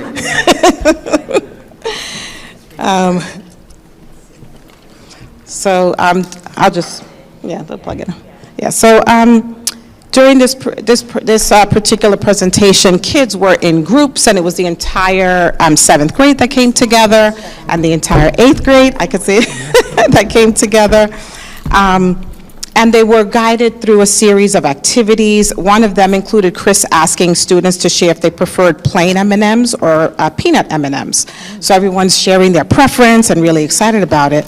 And then Chris reminded the students that this is a fun and safe activity until someone has a peanut allergy. So it was this idea of how these things can happen, and or these events, that they're life-altering. So it was a really great way, again, making really great connections with children. And he used that to connect with ideas for implicit bias. He also shared information about the brain and how 97% of what we do is unconscious. So that was fascinating for kids. They were very surprised by this number. And toward the end of the presentation, he broke the kids up into groups, and he gave them an orange, and he said, create a story. And the kids literally took these oranges and they created these amazing stories. And what he showed was that with the one orange, there were so many different stories that came out of it, so many different kids' cultural identities and their experiences in life came through this orange. So it was a really, again, another great experience. And I know that Jocelyn and everyone was there. So if, I don't know if there's anything else, right, that represents it. Okay. Then that led us to faculty meetings. So we had a great conversation about, especially when we debriefed about the lessons. So we all came together. It was Jennifer, Jocelyn, Danielle, Meredith. We all came together and we talked about, what themes were coming out in terms of the things that the children were sharing with us. And one of the things that came out was that children wanted to engage in these conversations, but they wanted to do it with their teachers, people they're familiar with, people that they have experiences with. So we started to think about, how can we do this? How can we support our teachers to have these conversations so that we're not having triage every time? So this is kind of something that's just done in the community, becomes part of the culture. So we came together and we decided to use the May faculty meeting to provide a professional learning opportunity for our teachers. So Meredith Fishman took all of our ideas, created a lesson, and what we did was when the teachers arrived, they were surprised to see that the room was set up in circles, and they couldn't sit with their groups. They couldn't sit with their group mate. Everyone had to, move around. So that was different. The lesson began by we shared community agreements. We moved on to a quick whip-around question, followed by background information about community circles, and we ended it by sharing resources so that teachers could not just, so they went through the experience with us, but then we want them to do this in their classrooms as well. And teachers were very open to doing that. They were actually thankful that we had taken the opportunity to kind of teach this particular skill, and our hope is that moving forward, teachers will have these conversations in classrooms and create that structure for it.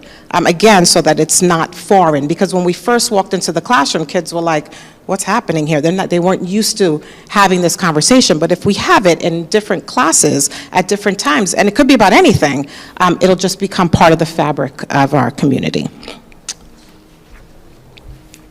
So I think back to Melissa. Thank you. Yes. Kristen Serrano. Okay.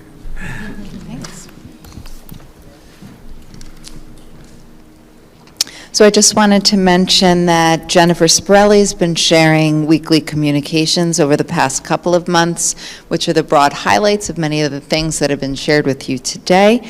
And this has both been communicated internally and externally out into the broader Hastings community. And the communications have taken the form of weekly Blackboard communications to the staff and community members, sharing the action plan updates and progress, and also the community forum that was referenced earlier, hosted by PTSA and SEPTA.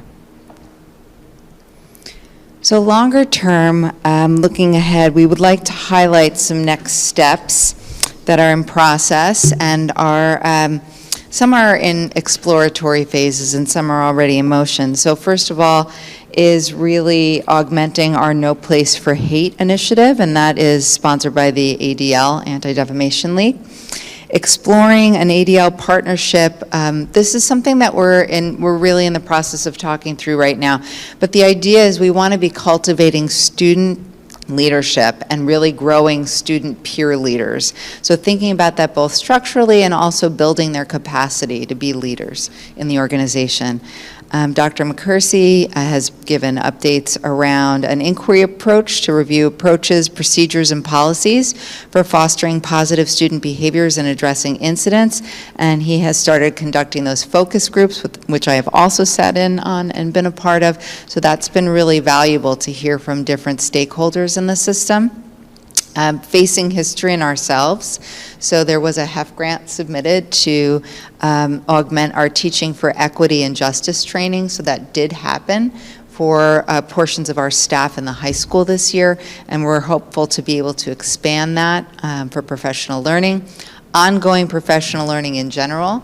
Around culturally responsive pedagogies and thinking about our diversity, equity, inclusion, and sense of belonging work so that we can build that directly into the curriculum. And a lot of that has been happening already. I'll speak to that in the next presentation tonight when I outline the curriculum review cycle. But I did want to make mention of that right now. Shifts in student council structures for the 2023-2024 school year. I know Jennifer Spirelli has been working to include all grades and an opportunity for increased student voice, and then exploring opportunities to further expand collaboration with the special education team. And Tesfa spoke a little bit to that too, and that will dovetail very beautifully to our Portrait of a Hastings Learner action planning, which will also be mentioned in the next presentation for the curriculum review cycle. I'd like to note, and I'll repeat it again, that the strategic vision for everything that we'll be doing in Hastings regarding the curriculum and regarding the work will be anchored by the Portrait of a Hastings Learner. That will be our strategic vision. And the 4 action steps that we designed will serve as the umbrella for enhancing the academic, social, emotional, and behavioral success of our students. And again, I'll speak to that in the next presentation this evening. So that is our update for this evening, and thank you. And I wanted to turn it over. I know there have been some questions throughout, but if there are any additional questions, we'll be happy to answer them. Thank you.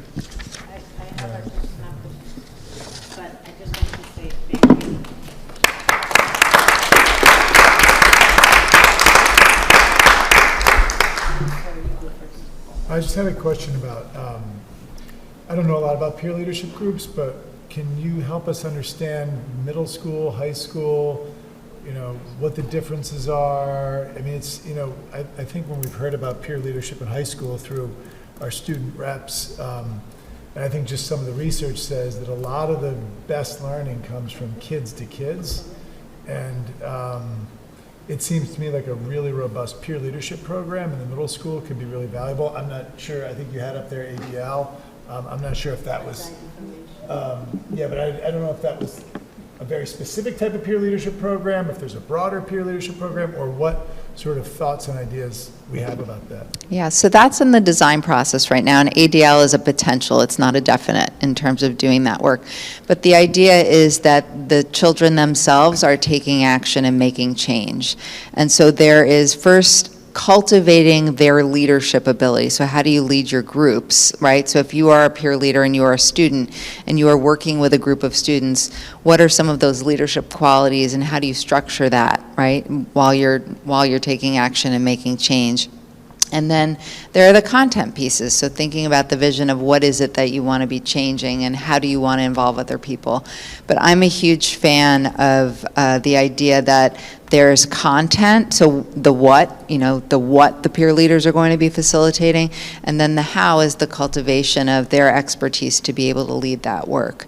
But the group that I've been meeting with, so there's been at the high school level a subset of students who have been involved in leading focus groups for Portrait of a Hastings Learner to get a lot of feedback from our 7th through 12th graders. So one example of peer leadership that's like really discrete is that we met and we pre-planned strategies to really elicit open responses and really specific to each of the 4 action steps. We thought together about, well, what is it we're really trying to learn? What would be helpful for us as adults in the system to move each of these steps forward for you as students? And then how are you going to use your expertise to create safe environments, psychologically safe environments, and encourage everyone to speak and contribute voice to be able to then feel and be empowered to know that what they're saying matters and it's contributing to a broader change process. So that would be a discrete example of student to student in terms of the peer leadership, and then the adult piece in helping to cultivate that as well. So we're not sure yet. We are actually, we've been back and forth with ADL. We've been thinking about whether or not they're the right organization to help us with that. But part of it is also structural, making sure that we have the leaders in place, and then thinking about how to then build that leadership. So we're getting students involved in the design process to make the changes. Yes, I guess just one follow-up question on that. I mean, are there, it seems to me, I'm in the leadership business, so, I probably have, a fair amount of thinking on this, but, to have an integrated perspective of, and I don't know if it starts at 5th or it starts at 7th or where the appropriate age is, because my master's degree is in adult development, not child development, but to have a view towards, developing an integrated view, I've heard, like, Gus, when you were sharing, I think it was, it was the older kids that brought but what does a 9th grader look like? What does a 7th grader look like? What does an 8th grader look like? Where do they get? It would be very helpful to, at some point, and this may be what you're working on, to have that, you can almost imagine like a picture on how does the evolution of leadership skills look throughout 7th to 12th, so that a 6th grader, 7th grader is very interested in that, could see themselves growing into that. Because I think if we talk about, I'm not sure, what do we call 21st century skills now? I don't think you can use that term anymore, but whatever that term is now that's appropriate, that, when we think about critical thinking, communication, leadership in this complex world, I think is one of the most important things we're developing in these children. And I think we've done a really good job at the high school. How do we bring that down in a thoughtful way? How do we communicate it to the kids? Yep. Yeah, and that's exactly what we're working on right now. So I think it is, whether I doubt you could find a developmental person who refine it by grade specific, because many of us have middle school age children, or they're soon got out of that. So the variations are quite great. But I think But a very definite conversation is we have a very strong peer leadership program at the high school. I would say it is very strong. Lots of narratives in Hastings. It is a strong program. I'm going to stand by that narrative on that program. And right now we're thinking, okay, don't just put them together, but I've been insistent, and I'm putting a personal pronoun here, I've been insistent, and people in this group have heard me say that there's going to be a Farragut piece in total, but it's got to be sensitive to the high school and middle school, at least that gradation. And ADL may give us a boost. They've done this a lot of places. They may not be the exact partner. We're looking, but it's solely on that student piece. There are other resources out there, but to at least give us a head start. The 5th, 6th graders were today going through the last 2 days. I'm sorry, the last 2 days were with some ADL, so that may be what we'll do.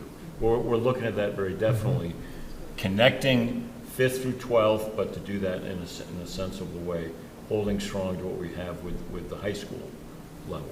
Great, thank you. And the other way I see that connected is the attributes that have been developed for the portrait of a Hastings learner. One of the things I think about as I'm driving to work or driving back, and my mind is processing things from here, thinking through when we're talking about someone who is bold, collaborative, empowered, right? So these attributes that we've identified, the core team developed those attributes and defined them. But one of the things I've been thinking about, and I think it really ties into leadership practices, is what does the arc of each of those look like? So being bold as a 3rd grader is going to look very different from being bold as an 11th grader. And then, right now we're working on action plans for each of those 4 steps.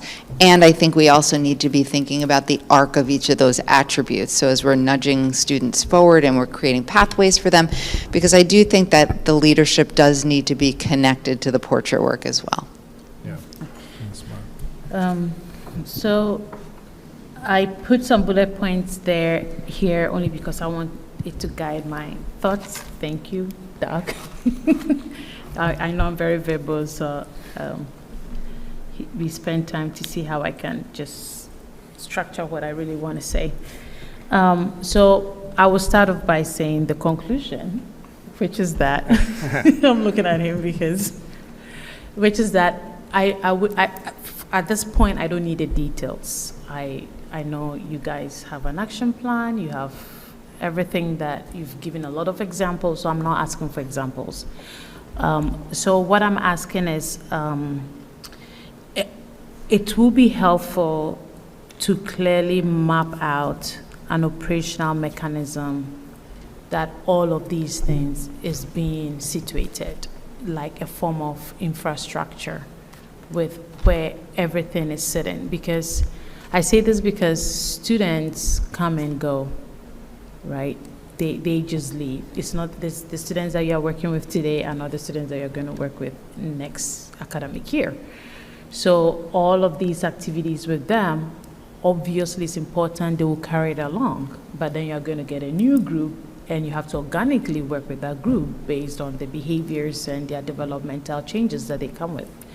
And so mine's hope that as this work progresses, and as all these learning inputs are coming in, if there is some form of framework that would allow for the continuity, which is clearly mapped out in a way that it just becomes an easy process so that it's not like we're always catching things. We're always catching things because you have that framework, there's the organic work happening within that framework. And hence to allow the consistency, the continuity without being, I know you know what I'm talking about, because so I would, so the 2 things that I wanted to point out is that I'm asking for that framework that involves the teachers that are more permanent here. Like when a teacher gets tenured, they are here. They stay here for several years.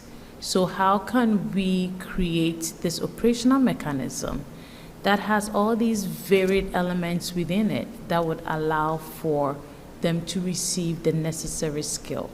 So I know Jeremy doesn't mind me throwing him under the bus. So Jeremy and I are teachers. We are very different in our approach. I choose to be crude, but can I just say what I want to say without? Okay, thank you. So we have different personalities, I'll put it that way. We have different personalities, but our character, there's a difference between personality, character, and behavioral output. Behavioral output, we all can fly off the wing by any input that happens. Excitatory versus inhibitory, we fly off. So it doesn't mean it's our character, right? So we may all have the same character. That's what I believe Hastings workers have. All of us want equity. That is within the fabric of our character. But circumstances may cause us to produce behavioral output that may not be consistent with the character that we claim we have. And then on top of that, our different personalities may also come out as if it's a character when it's not. So how do we navigate all of this when it lends itself to you administrators figuring out whether this is discriminatory or biased? You know what I'm trying to say? So instead of us chasing, is what Jeremy doing, da-da-da-da, it's what I'm doing, da-da-da-da, because we have different personalities, I'm hoping that there is that mechanism of a planned process in place, which I know he's good at, Doug is good at, to input this. So he said peer mentorship, for example. Is it that you are going to identify high schoolers who FMS students like to be like that, to be the ones that will give that peer mentorship because they're like, ooh, I like to be those cool kids. So the influence will be more effective than a teacher, right? So then it's something that I'm sure this will be internal. We don't need to know that, but I'm just hoping that some of this work would have that kind of framework. That way, there is a more consistency, which may not be the end all, but at least it starts with there so that there's continuity. That you got what I'm trying Absolutely. to say. Right? And again, I'll bring us right back to the portrait, because I see those 4 steps as, authentic learning opportunities and advisory-like opportunity to support social emotional learning, community charter around behavioral expectations and restorative practices. And each of those will have an action plan with a very clear structure, thinking about the what and the purpose and the timeline and the measures of success and how we're following back up. And I do see that as each of those will be faculty designed. It will be team-based designed. And so that, for me, is the mechanism. And the student voice in providing feedback around making those actionables come to life exactly highlight what you just said, thinking about the peer-to-peer ownership to be able to move things forward. I had a student in my office who literally said what you said, which is that middle schoolers would rather hear from a high school voice around what's cool and what's not cool than from an adult voice, right? And so that then gets built in, and that becomes the mechanism and the structure. Thank you. I just have one comment that on the last page of the long-term next steps, and maybe this is what you're thinking about doing around the action steps, but it's a little bit different, is that it's a bunch of bullet points. And what I think would be helpful for me to see, I don't know what I'm allowed to ask for, but for me to wrap my brain around, and it's a little bit about what Dr. Lang was saying, is that it feels like some of these are strategies and some of these are tactics. For me, it's always like to see something laid out. Like the strategy is ensure clear understanding of protocols and expectations. The tactic is 3 times a year review of code of conduct, exclamation of consequences, and restorative justice, so they understand. Then another strategy would be, foster positive student behavior, speak to students in their language. The tactic is explore ADL partnership for peer strategy program for FMS. Students can't, students council, student council included at all grades. Or then the strategy is refine communication with students around appropriate behaviors. Then the tactic is 3 times a year push into classroom, 2 times a year general assemblies. Like that kind of framework is just easy for me to understand versus then it's not just like sort of what you were saying about going back after it year after year, like, and maybe this is what you're planning on doing, I just didn't see it in the bullet Yeah, points, and it made it feel a little random. It's gotta live in the portrait. Thanks. Yeah, no, that's great coaching, Makes sense. and I'm gonna get the final word here, not, you tell me, Alex, when I have the final word, because there's some big compliments coming out to the team gathered here. Deb Meyer had the great phrase that we do education trying to change the plane while we're flying it. I paraphrased that. A lot of this work was going on, great experts in front of me. We had several, defined several, 3 situations. We've had some others, but with 3 situations, the team got busy while flying the plane and said, we're going to make some changes while flying this plane, and that's what you have here. But this is great coaching as to where it has to go at the next Right, level. and I totally, I don't want you to think I don't understand that you guys were the triage, I totally get it. I'm talking about the plan for 23, Yeah, everything from Jeremy's 24. tough kind of, where's the discipline all the way through, these are all parts of where we're headed. But I think you couldn't have been better, be it a Gantt chart, be it other mechanisms and tools. This great group here has at least set the stage for us to get to that next level, while every day dealing with children who bring their decision-making to us, which sometimes is not what you want, right? And sometimes it's exactly what you want. Yeah. But that's what we have every single day in front of us while trying to do this. Yeah. So, but this is great coaching, so. Yeah, if I could just say one thing, and a thank you to everyone, because to me, as much as it's going on here, there's a through line here which reminds me a lot of hospitality, and I used to run restaurants, and we always call it the hospitality industry, and it really sunk into me at some point that, and we've talked about this, it doesn't matter how good the food is, it really doesn't. If it's not a hospitable environment, you're not going to like it. And that's the quirky thing about hospitality. And I think about it in terms of school, too, and we talk about inclusivity. It's like hospitality. And the key point for me is that when you talk about, some people struggle with certain behaviors and those things have consequences. But the key point, which you raised a lot, in which the community aspect comes up a lot, is that what does an active role look like for everybody else? Because if we're just correcting what's wrong, and everybody just has a sort of internal baseline of cruising along, what's an active role? And all these activities I see, it's that building that sense of, it's just us. When in a restaurant, there's food and there's us. There's no hospitality ingredient or fabric or lighting. It's us. It's the mood we set. It's what we carry with us. It's when it feels good to make somebody else happy. And to your point, that means different things for lots of different people, but making the space for that hospitality to happen here through all these kinds of things, to say that, hey, guys, it's us. When we feel good when we do an art project or we help somebody, that's us, it's just us. And that key realization is something that, again, whatever's happened here, that's the through line for me, and I'm really happy to see it, because I think that's the meat of the subject. So whatever goes on forward from here, I thank all of you for that. I'll be remiss if I don't say this. I can see this presentation give me the heart of an educator. You forget about everything and concentrate on the students. And that's exactly what you did. So I want to recognize that. Thank you for I'm actually eating my own words back. Throw operational mechanisms somewhere and let's deal with the kids first and make sure they're okay. And this is what I saw with the presentation.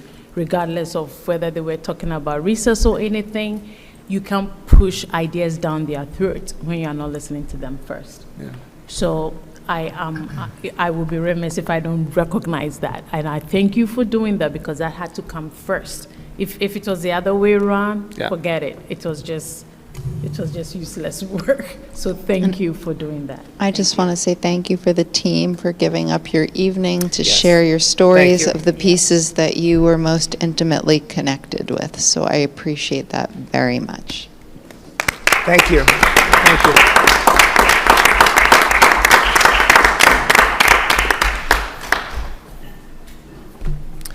Thank you again. We're going to move on, sort of segue with Dr. Szymanski into the curriculum review cycle. Is that right? Yeah? Okay. It's on the agenda.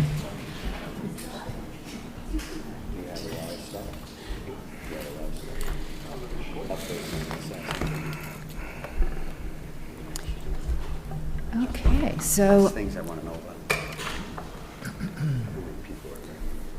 So for the last presentation, I wanted to be fully present together with the team.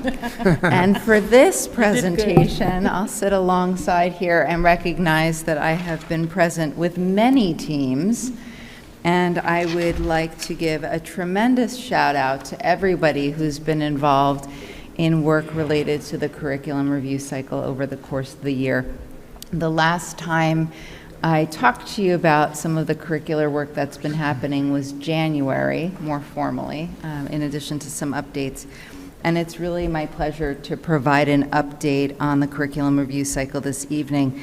So our agenda will begin with an update on our Portrait of a Hastings Learner process, because that is the most important strategic initiative that we're working on, and that, again, will serve as the guiding vision of all things curriculum in Hastings moving forward.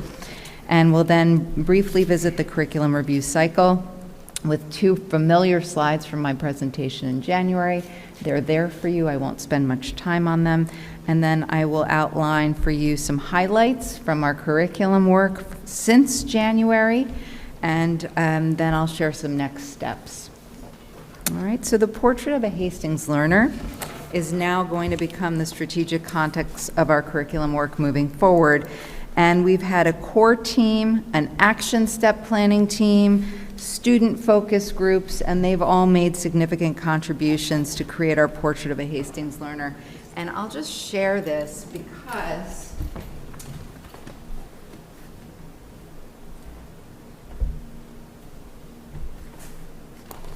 I do think this document right now, this is the document that I use with some of our student leaders as we were planning for facilitation of the student focus groups. For the moment, this really encapsulates all of the different parts of the Portrait of a Hastings Learner, starting with the Hastings commitment, moving into the attributes that were developed.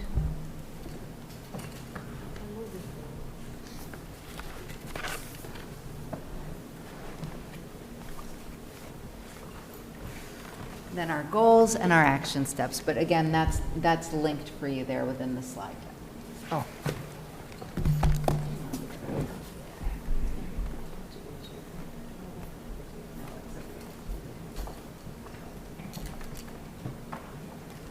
Okay, so again, so I did want to mention, so the students gained a lot of student feedback from small groups 7th through 12th grade. And we're going to be using the student feedback along with our knowledge of the system to be creating action plans for each one. And each of those is going to be inclusive of steps that we're going to be taking, the purpose of each of the steps, the why, the necessary resources that we're going to be needing, time frames, success metrics, and then progress evaluation markers.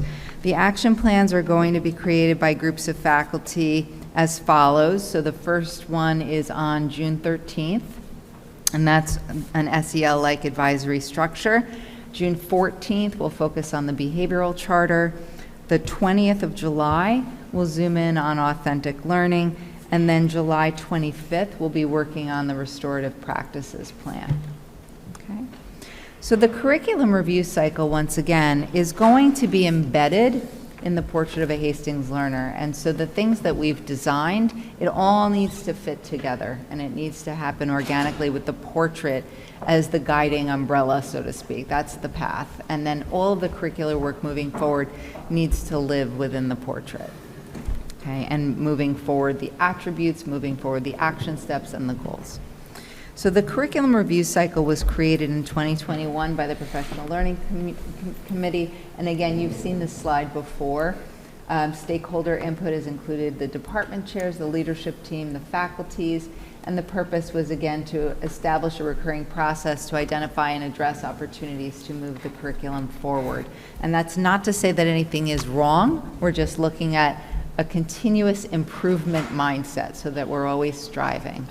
And we're taking a look and being thoughtful about what we do and why we do it, and considering whether or not we need to change something. All right. I won't go through the curriculum review cycle. The purpose of tonight is really the updates, but it is linked there for you if you want to take a look at that. And again, the current focus areas since July 2022 to 2023 are listed here, and they're associated with phases that are outlined within the curriculum review cycle. DW means district-wide. So the first area I'd like to speak to tonight is computer science and digital fluency. And since January, we have been supporting the rollout of the New York State Computer Science and Digital Fluency Standards per Goal 1 of the District Instructional Technology Plan. So if you recall, we had to submit an instructional technology plan. That is a state-required plan. And we have new standards. And so what we really wanted to do is once we started building awareness of those standards, we wanted to create direct scope and sequence heat maps. So basically, where are we thinking about the middle school and the high school in computer science specifically? So while these new standards don't just live in computer science, they live K-12 throughout every single discipline, we did want to make sure that we were starting there, so we were looking at our computer science classes. And then we conducted district-wide faculty meetings to raise awareness of the standards, and those were facilitated by a group of lead learners, our technology lead learners, so thank you to them.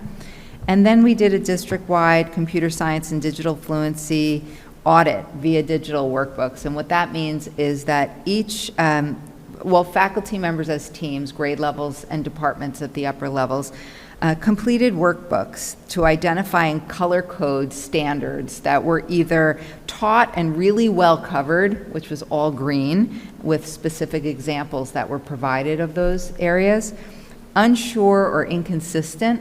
They were either unsure of the standards still, or it was like inconsistently taught. Some members of the team maybe, some are not.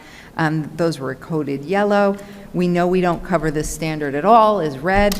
And then this workbook work will be used to inform differentiated PD for the future. Our office right now is coding them. They're banded.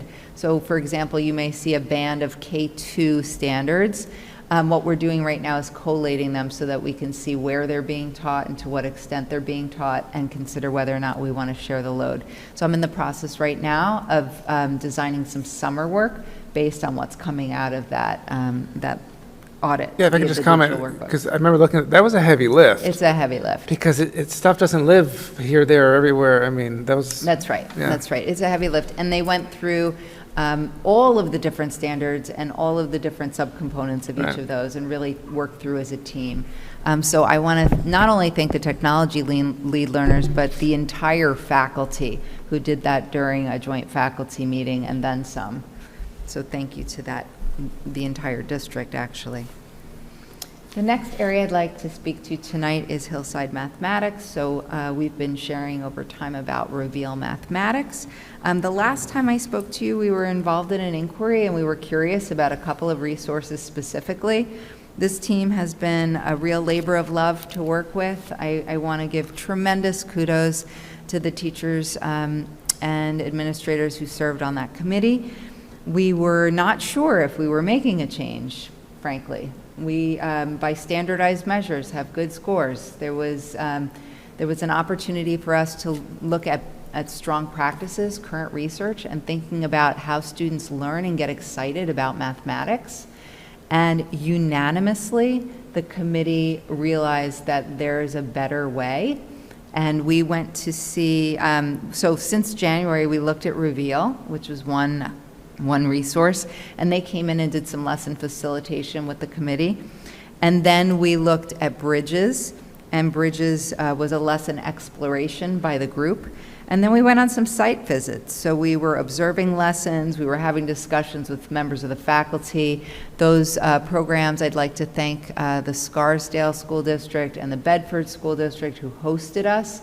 They were wonderful, and we went on a site visit. We went on site visits there. We saw the programs being implemented in action with children, had the opportunity to talk to teachers about what they thought about the resources, and then our team in Hastings did some piloting. They tried some things out with their students. And then unanimously, the committee selected Reveal as the resource, and they were really excited. And it was a really joyful moment because we realized our journey. You know, we really took a journey. It's like Lord of the Rings. Yeah, it was a journey. And early in the process, there were people on the committee that were extremely strong that they didn't want to make a change. They didn't feel that the change was valuable. And the more that we and I stayed open, and they stayed open. I just encouraged everyone to stay open. I said, let's just go through an authentic process and really look at this. We had Kathy Williams from UCubed, you may remember, from Stanford University, come in and talk to us about the brain research of mathematics learning. And it was just really a lot of fun. We had a long process. And then once the committee unanimously made that decision, they presented to the full faculty both the process that we went through and the decision itself. Reveal came in to do a lesson with the entire faculty. So we had Reveal come and do that like they did with us to mirror that experience, which really solidified the why. We went through the resource purchase, and then we created implementation agreements, because when you're taking on a new resource, really thinking about what are the must-dos, what are the may-dos, because there are lots of moving components, and then what are the things to really focus on first and then second, et cetera. So that was really our journey with mathematics at Hillside. At FMS, although this did not fit into the curriculum review cycle, it was not part of the planned work, I thought it was really important to Big Ideas was taken on in grades 6 through 8, and that process was in motion prior to my arrival here in the district. But 5th grade here is a bit alone on an island, and we've had these conversations before as a team, because our department chairs are 6 through 12, and then Hillside is K through 4. And so 5th grade tends to go up rather than down, but we wanted to make sure that they moved in one direction or another direction. So they will be piloting Big Ideas next year. They're going to explore it. And so just this week, we revisited Big Ideas implementation, reviewed and refined implementation agreements is something that needs to, let me just back up. 6 through 8, grades 6 through 8, revisited the Big Ideas implementation. We came back together to debrief, how's it going? And talked about some of the good points and the bumps that are happening along the way. We reviewed and refined implementation agreements that were created originally. So we were saying, how's it going? What are you seeing in students? How are you experiencing it? And then we provided feedback to Big Ideas. And then finally, that last bullet was planning for the 5th grade pilot. And there was professional learning this week around that too. World languages, FMS and HHS, I gave a more robust update in January, but just to talk about the work from January on. Since January, the World Languages team focused on culturally responsive pedagogies. So the curriculum work was centered there. And both because of our Hastings vision and values, and largely too because there's been an explicit shift to culture standards. So those are new, even at the state level. Can you speak to that a little bit? Because I was wondering what that was. Sure. Yeah, so the state has come up with new standards around culture, and they're not dissimilar. I think the best way I can distill it is when we're thinking about culturally responsive pedagogies and thinking about creating welcoming and affirming environments, exploring culture, and really centering that through the world language acquisition process. The state has actually run a parallel process essentially and developed standards like you would see in terms of the culturally responsive framework around how you dig into culture through world languages. So Janice, Dr. Mateo Toledo joined us for that work with the world languages team. So that when we were talking about curriculum, what we did was we investigated some shifts. We started interpreting the wording of the new culture standards, like what does that actually mean? We thought, we started discussing the relationship between communication, so output, and also thinking about culture standards. And that may come into play in terms of, how different countries approach different customs. It may come into eye contact. It may come into just really acknowledging culture as an important vehicle when you're pairing language. That's right, that it really dovetails together. And then we also explored culturally responsive teaching strategies too, so not only the standards, but bring that to life. So culturally responsive pedagogies has been living embedded in all of the work that we're doing. And even when we examined the math resources, we were looking at the extent to which it was culturally responsive, even to the extent of, does it offer resources in Spanish? Can all students access this? You know, are we assessing for language, or are we assessing for mathematics, right? And so we have been entering through that lens. And also being really explicit in making sure that things are embedded in the work that we're doing. So if I may throw the professor an assist, let me just read you what one of those is. So, cultures, learners use the target language to identify, describe, and explain the practices and products of the cultures studied, as well as the cultural perspectives they suggest. So throw Spain in there relative to Spanish, or throw Colombia in there relative to Spanish. Or Portuguese, Brazil, go right down through, you know, or, you know, Portugal, obviously. It's not just abstraction of Spanish, it's a, you know, cultural context. Like it or not, this is kind of where the standards are. Now I will give the mic back to the professor. Can I make a comment about that, though, just as a question? Sure. You know, when I took Spanish back in high school, it was, you know, the word for car is automobile. In this language, automobile. But, you know, like in Mexico, they do pronounce it this way. In Spanish, in Spain, they pronounce it this way. Like, that, to me, is part of that. But I just want to make sure we're not moving away from languages in, like, learning a language. If I may, and I'm not meaning to be critical, but a parent did say to me that her son can tell you what the capital of Peru is, but he can't speak a lick of Spanish. So, you know, I don't know if that's because of this cultural standards. No, that would be substandard. You're supposed to be using the target language to do that. So teachers in Hastings, I'm not talking about you, I'm talking about us, let's just be blunt, it's substandard. You know, world language is done in the target language as much as possible. Yeah. And actually, I especially appreciate that question because prior to January, just as a reminder, we were working as a world language department around proficiency standards in the target language, really specifically into, you know, proficiency, and where we saw like novice versus intermediate, et cetera, like calibration work that we've been doing around that as well. And so I was speaking to January on, but I definitely don't want to lose that because that's been an integral part of our work. Yeah, and it seems like languages are getting more and more difficult as it's getting more and more difficult to find language teachers. Yes. So, you know, I don't know what the future of it's so important. I don't know what the future holds, and obviously that's a question for a bigger question about getting students to study and become teachers and all of that, but I just get concerned about language for that reason because it's so hard to find the teachers. Yeah, I know we want to keep moving because it's late. Can I interject? I'm sorry, just one thing. Okay, you go first. Just as I normally, at 9:30, I normally give Gus his hall pass. So I ran a little bit over that. He didn't do as a president. I know, he may have an update for us because. We still haven't done that. You're right. We moved it back. Okay. Hold it. He's going to graduate. He's not even paying attention. He doesn't work. He doesn't care. Gus, with you in mind, I will keep things very tight. He's looking at restaurants in New Haven. Yeah, this guy has nothing to do. He's going to go home and watch Netflix. I wanted to say something about what you said, Doreen. So I agree with you that there should be that clear teaching of a language. But in recent times, which I'm familiar with, one of the reasons for the cultural responsiveness in connection to language has to do with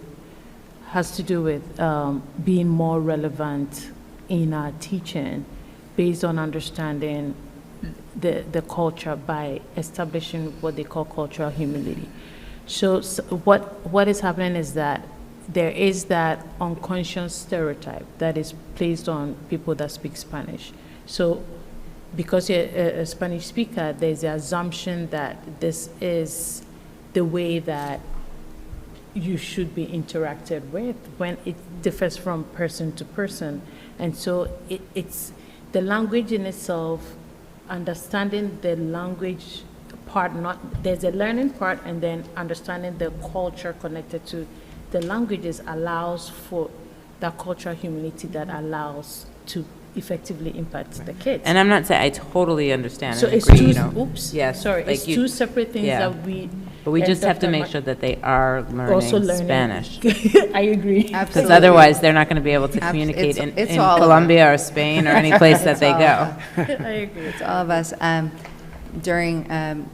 I shared very briefly this evening a personal anecdote about how I had brunch with a friend who's French, and she asked me when I ordered a skim cappuccino to help her to understand the different types of milk, because in France you order milk and you just order milk. You don't order 1%. She didn't understand what the difference between the half and half and the 2% and the skim. So I just shared that story tonight, and I'll share it here again. But I do think that that's relevant, because how you're speaking the language and how you're ordering, that thing doesn't exist in France. And so cultural relevance matters because of how you would then acquire the language to be able to ask for what you want is important.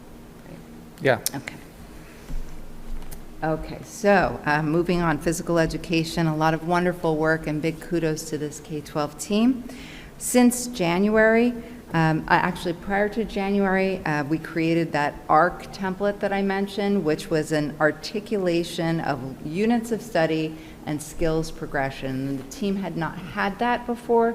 They created that, and they found that it was incredibly helpful because they can actually see how different units evolve as students move through the system and the skills that they're working on. And so they did an analysis when we came back together in January. They saw some gaps and some opportunities, and they started designing for those gaps and opportunities, and they've been developing some units of study, and this is still in process. A kickball unit at Hillside, a basketball unit at Hillside, fitness tracker, so that as students move through the system, they can track their own progress, middle school, high school, so that's in the works. Orienteering at the high school, there will be some summer work that's happening to continue some of this. Exploring enhancement of assessment methodologies. How do we assess the 600 students that we have, for example? Like, how do we get really strong at being able to do that in real time? And then through that, we are also exploring the potential augmentation of adaptive physical education and making sure that we have all of the data that we need to be able to see, you know, what is it that would make things better for our students, and is it appropriate, is it a need, you know, how can we be better? So that's in the works for phys ed. Culturally responsive pedagogies I spoke to, and I will reiterate, a lot of this work is embedded in the content area of work that we're already doing. In addition to that, we've been very busy. I'd like to, and I have a lot of people to recognize and thank, so I'll do that at the end because I have not been doing that along the way. But in this context, Dr. Mateo Toledo has been very active in this area in her role as diversity and inclusion coordinator. At the middle school and high school, we've been working with Center Lane since January, and that's been around identity development and LGBTQ plus youth, and that's been isolated, not ongoing, but there have been some experiences there that we've made sure that there's coherence from the work that's been done with that organization at the elementary school. Facing history and ourselves, teaching for equity and justice. And so our English, our social studies teachers, our ENL teachers from the high school, special educators, a handful of middle school teachers, ENL teachers participated in that as well. And again, thanks to HEF for that opportunity for professional learning, and that's for equity and justice work. Racial equity days, which you're familiar with, and those are definitely more events rather than processes. And so that is important and lives there too. And then also Janice has been facilitating direct curriculum work, and since January the focus has been social studies, Sparks at the elementary school. And we've been working on restorative practices training almost as a pilot. It's a wonderful, it evolved. I feel like the portrait process evolved. It almost served as a spark and a pilot to say this needs to be embedded systemically. So it found its way into the portrait process. So I want to recognize that restorative practices training took place largely at the middle school, and it's being used as a sandbox as we plan forward and develop that next action plan. So again, I want to recognize and thank Dr. Mateo Toledo for her leadership in the areas of diversity, equity, and belonging and culturally responsive practice. You heard earlier about ADL as part of an FMS update, so we're exploring that in terms of that peer leadership component, though we're not sure yet. Janice has been collaborating with the special ed department to design opportunities for inclusion. And then finally, last but certainly not least, Can I ask, do you want me to save all my questions to the Sure. end, or do you want me to? I Okay, think the sorry, end I of will. it's okay. Got it. And then finally, last but definitely not least, we've been engaged in a curriculum audit, essentially, a culturally responsive audit, using an equity self-reflection tool. And we worked to develop a process. We weren't sure which tool we would want to use that would be most helpful for us. But this was vetted and then run through the Chair Council as well. The Chair Council felt that it was important that we do this through the lens of the culturally responsive sustaining education framework, and so that's exactly what we're doing. So again, thank you to Janice, who's taking lead on this. And it's looking at the various principles, so for example, welcoming and affirming environment, and it's looking at a series of practices around each of those principles, and then our faculty members are really considering whether these areas are emerging, integrating, or sustaining. And we're doing this for welcoming and affirming environment, high expectations and rigorous instruction, inclusive curriculum and assessment, and then ongoing professional learning and support. And so we're taking a look at all of that now. And then special education, I am definitely just going to give a little primer for this. Kudos to this team. They've done an amazing job in their inquiry process. We use the principles and practices of improvement science. And for those of you who know Brike's work, it's really around improvement science, and centering a problem of practice and looking at opportunities to target and support and grow the system in that area. So we've been identifying areas to target support to student self-efficacy. So this idea that if students believe that they can achieve, they will. And there's actually a lot of research on that, and that's what the peer-reviewed research brought us to. So we, again, just bulleted versions, you'll hear more. We're focusing in on data analysis practices, how we're working with data and what we're analyzing, mindset messaging, our belief systems, differentiated instruction, and we have determined some very concrete action steps. We have very robust draft action plans for each of those action steps. And again, we have half that are what you would consider to be in the more academic area, and half would be in the more social emotional realm, but really it's all academic, right? And then we've already designed a professional learning pilot. I skipped one. The Special Ed Advisory Committee conducted faculty meetings, again, similar to what we did with Hillside when we took on the math resource. They were discussing the processes and outcomes of the committee work, so they're directly facilitating that with the faculty. We've designed a professional learning pilot that's going to be happening this summer, specific to data analysis, and again, that will serve as a sandbox.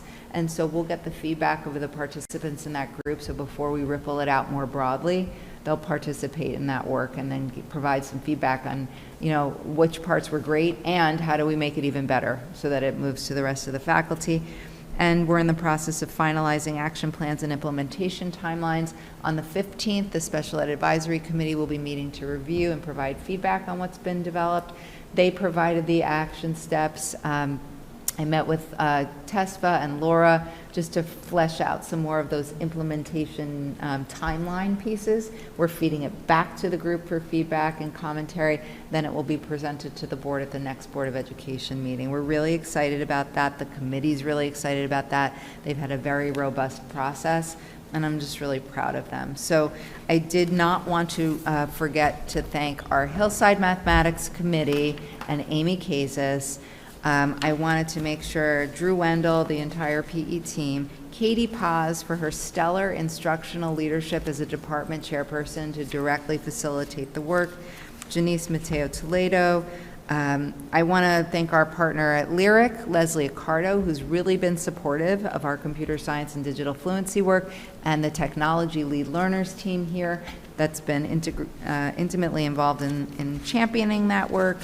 And then I mentioned Janice already, and I think I've got everybody. I don't want to miss anyone. Okay, so that's where we are.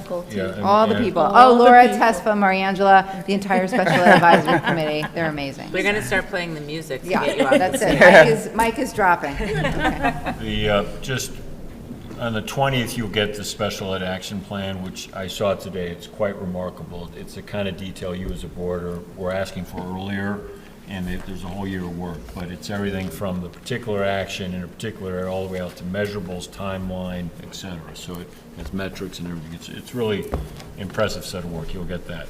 I want to thank Melissa because Hastings is not that old, as you all know, in having this sort of coherent, collaborative, intellectual leadership, and this is an immense amount of work. Very few districts carry this number of reviews at a single time. And so for this to be moving at this rate and pace with this kind of output is, I'm known to be positive, but this time it's super deserved, is remarkable. It's remarkable. Yeah, if I could just second that, very briefly, it's remarkable, and I thank you, and I think, it's a testament to, use the phrase, how important it is to be authentically open to do this, and that takes people, obviously, and just the lift that involves so many people, really everybody, it seems. It's remarkable. So thanks to everybody. Thank you. That's all I'll say today. Any questions or comments? I think Doreen had. Oh, I'm sorry. I can see it all over her. I just have two comments. One, and it's too much to get into tonight, but I just want to point out, Melissa, first of all, I mean, of course I appreciate the work, but what I hear from parents in the middle school is that they're around mathematics, there's still a feeling of that there could be improvement in mathematics in that. I know I brought this up last fall when we kind of talked about this, and I know that tracking isn't something that we want to do, but there is a feeling that we're not meeting all students where they are, that there's a portion of students who sit in class and are like, I don't know what the hell is going on, and there's a portion of kids in the class who are like, I am so bored, I could do this like in my sleep. And so, you've got the middle kids who are learning it, but there are definitely the kids on either end of the bell curve who are feeling like they're not getting what they need. And so, for me, like, I would automatically go to tracking. Like, you have all the kids who need more support, getting that support, and like, they can go at a slower pace. And then you have the kids who have who are doing it faster. And I get it, we talked about it last fall, and there's a feeling that like the kids who are really good, they might be great at geometry, but maybe they're not great at algebra because there's different ways of thinking, and I understand that. But I still hear that this is a problem that parents are facing, and I've only really heard it in the middle school because it's different in the high school, and then it's different in the elementary school, but kind of the rubber meets the road in middle school and mathematics, where some kids are just like taking off. So I don't know what the answers are, but it's, and I know you're working on it, but it still seems like the bell curve is being served, but the other two ends are not. Yeah. So I want to not only thank you for that. I don't disagree with it. In fact, I think of all of the different curricular areas, we've had the most bumps because we switched. There's like literally when I was outlining how we reviewed our implementation agreements, we said, how's it going? We had the most bumps with this particular resource because there's been a change in who works at their company. There was also a change in licensing, which sounds funny, but it's real. Like if you go from a 1-year to a 5-year and certain thing carried over, certain didn't. So I'm keeping it very positive tonight because I do believe in everything I said. I think that the work has been really wonderful that the teachers have been engaging in, and everybody's been working really hard. I think it's been probably the hardest area in terms of that. And I will also add, I can completely affirm what you're saying, especially at the lower end of the bell-shaped curve, which is why we built in for that math interventionist. That does not exist right now. And so we've got a screening process where we can see who needs the support. We can differentiate to some extent within our program. And we also need a different level of tiered support that doesn't exist yet. And I want to make sure that we get that. And we're in agreement that that's very important. And that's why that position was built into the budget this year. Yeah. And I think maybe a little bit more communication around the fact that about what happens in sixth grade, how sixth graders can jump 2 levels. You know, they can jump 1 level, so sixth graders can try to take the 7th grade test into algebra. I know there's a little bit of hesitancy around that, but that is an option that I know parents just don't even know exists for the kids who are really good in math. You know, I know parents that I've talked to about it that had no idea that this was even an option for their kids. So I don't know if this is something that we want to encourage, but it does exist. And you know, on the other end, we have the math interventionists for the kids who are struggling, and you know, but we do have an option for the other kids that they don't have to wait until 8th grade. So just something to consider. Can I bring up one more thing? The other thing is Center Lane under culturally responsive pedagogies. Center Lane, identity development and LGBTQ plus youth. My understanding, I'm not in the elementary school. I don't have any kids in the elementary school anymore, so I don't really know what's happening there. But my understanding is that that is also happening there. You know, it might be worth a conversation. I know that there was, unfortunately, I missed the event that was happening, but that to me is more controversial than race is in some ways. You know, the how parents feel about it and what they want their children to be taught when, and if they're able to opt out of the teaching or opt into the teaching and what that looks like. So we don't have to have a conversation about it necessarily tonight, but something that I've heard bubbling up from the elementary school and a little bit of concern about the teaching there.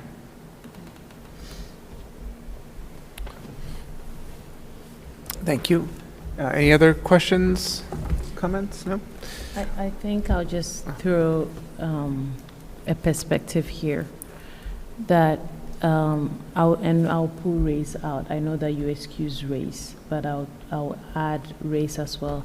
I think the concern is how the approach to the exposure to elementary That's exactly kids. it. Thank you, Dr. Lang. I think that's exactly what you are I'm trying to talking about. articulate. Thank you so much. Because that's exactly what I mean. as much as I lean to something, I also like to lift up voices that are not my voice.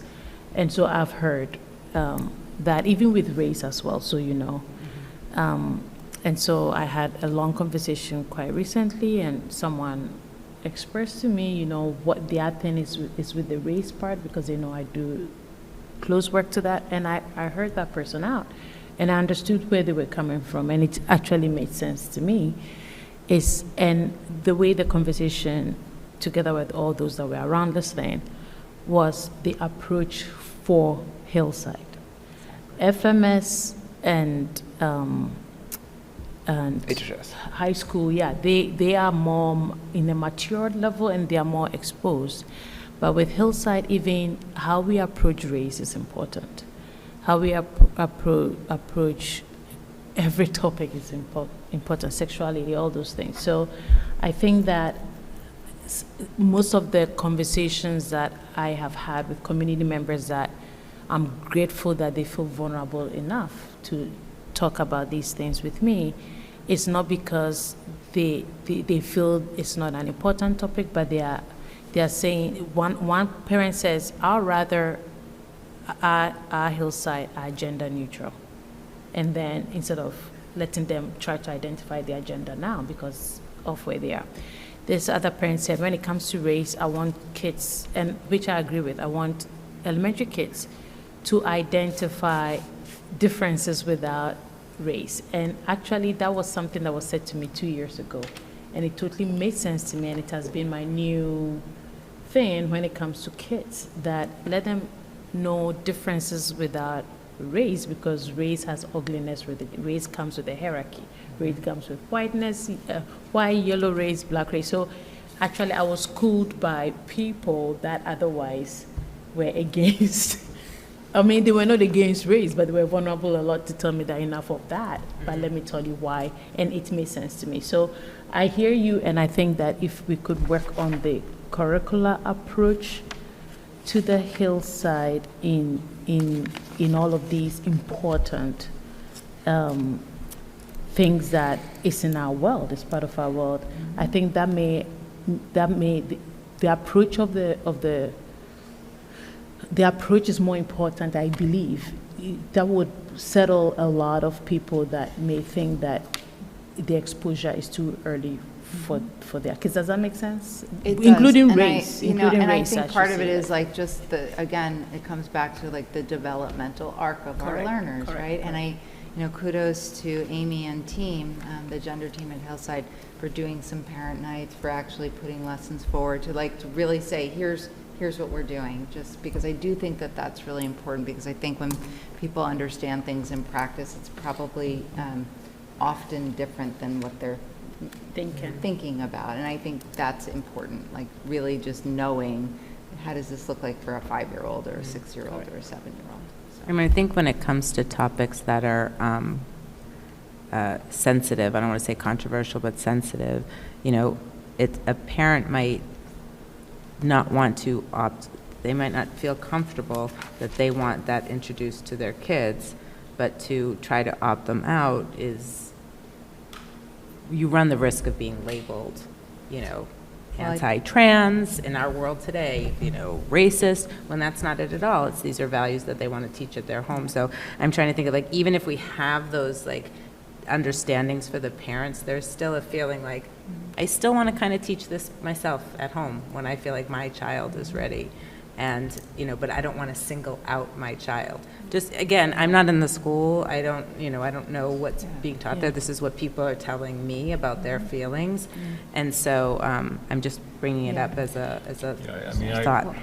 I did attend that forum. It was actually very helpful, very well attended, very well discussed, a wide range of views. I think our as witness tonight, witness the 20th, our agenda is quite full. I think heading into the fall, it might be good to have an update on this as to where we are. Sure.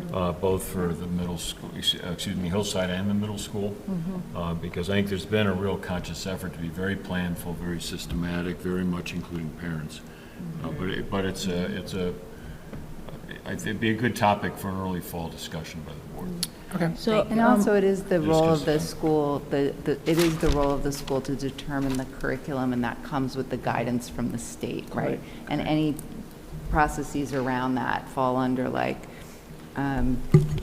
just policies essentially of knowing that the school sets the program, but also to the point that was just made, making sure that we're connecting with families to say, here's what we're teaching, here's why we're teaching it, this is the state framework under which we're teaching it, here's how it looks in the classroom, all still stays very important. Yeah, Doreen, that's what I was about to say, that I'm an academic dean, and so some of these things are mandated to be inclusive. I mean, college is different, you can do whatever the heck you want to encourage to some extent, but in the school system, but I would still lean on approach. The reason why I say that is that if the approach is said that we will learn to coexist and respect what people identity that they've chosen or that they are is, then again, I'm talking about Hill elementary level, the approach is important in what they are being introduced to. Not the opting out may not be the way forward, only because we are all part of the world, whether we like it or not. Right. We are all going to be exposed to whatever we like or not like. But if the approach to presenting the different existence that we all embody, then that is the right path. And So I'll give you a specific example that happened a couple of years ago that I personally found upsetting, was that a letter went home to the parents that said that, we're going to be talking about gender, and gender is how you dress, what you like to do, how you like to play, you know, so like what you wear. And I was personally upset about that because I was like, I've spent the past 12 years teaching my kids that there's no such thing that as a color as a gender. That if you like pink, boys can like pink and girls can like pink. Boys can play with dolls and girls can play with dolls. So to get a letter that said your gender is what you like to play with and how you like to dress does not go, it goes against what I believe, certainly as a woman who tries to teach my daughter that she can do anything that she wants. It's not like if you like to cook and clean, you must be a girl, you can't be a boy. And if you want to be a doctor, you must be a boy. So that's a very specific type of thing that I'm talking about that I think can be very controversial. I don't know that that's happening again. This was a few years ago, something that I pointed out.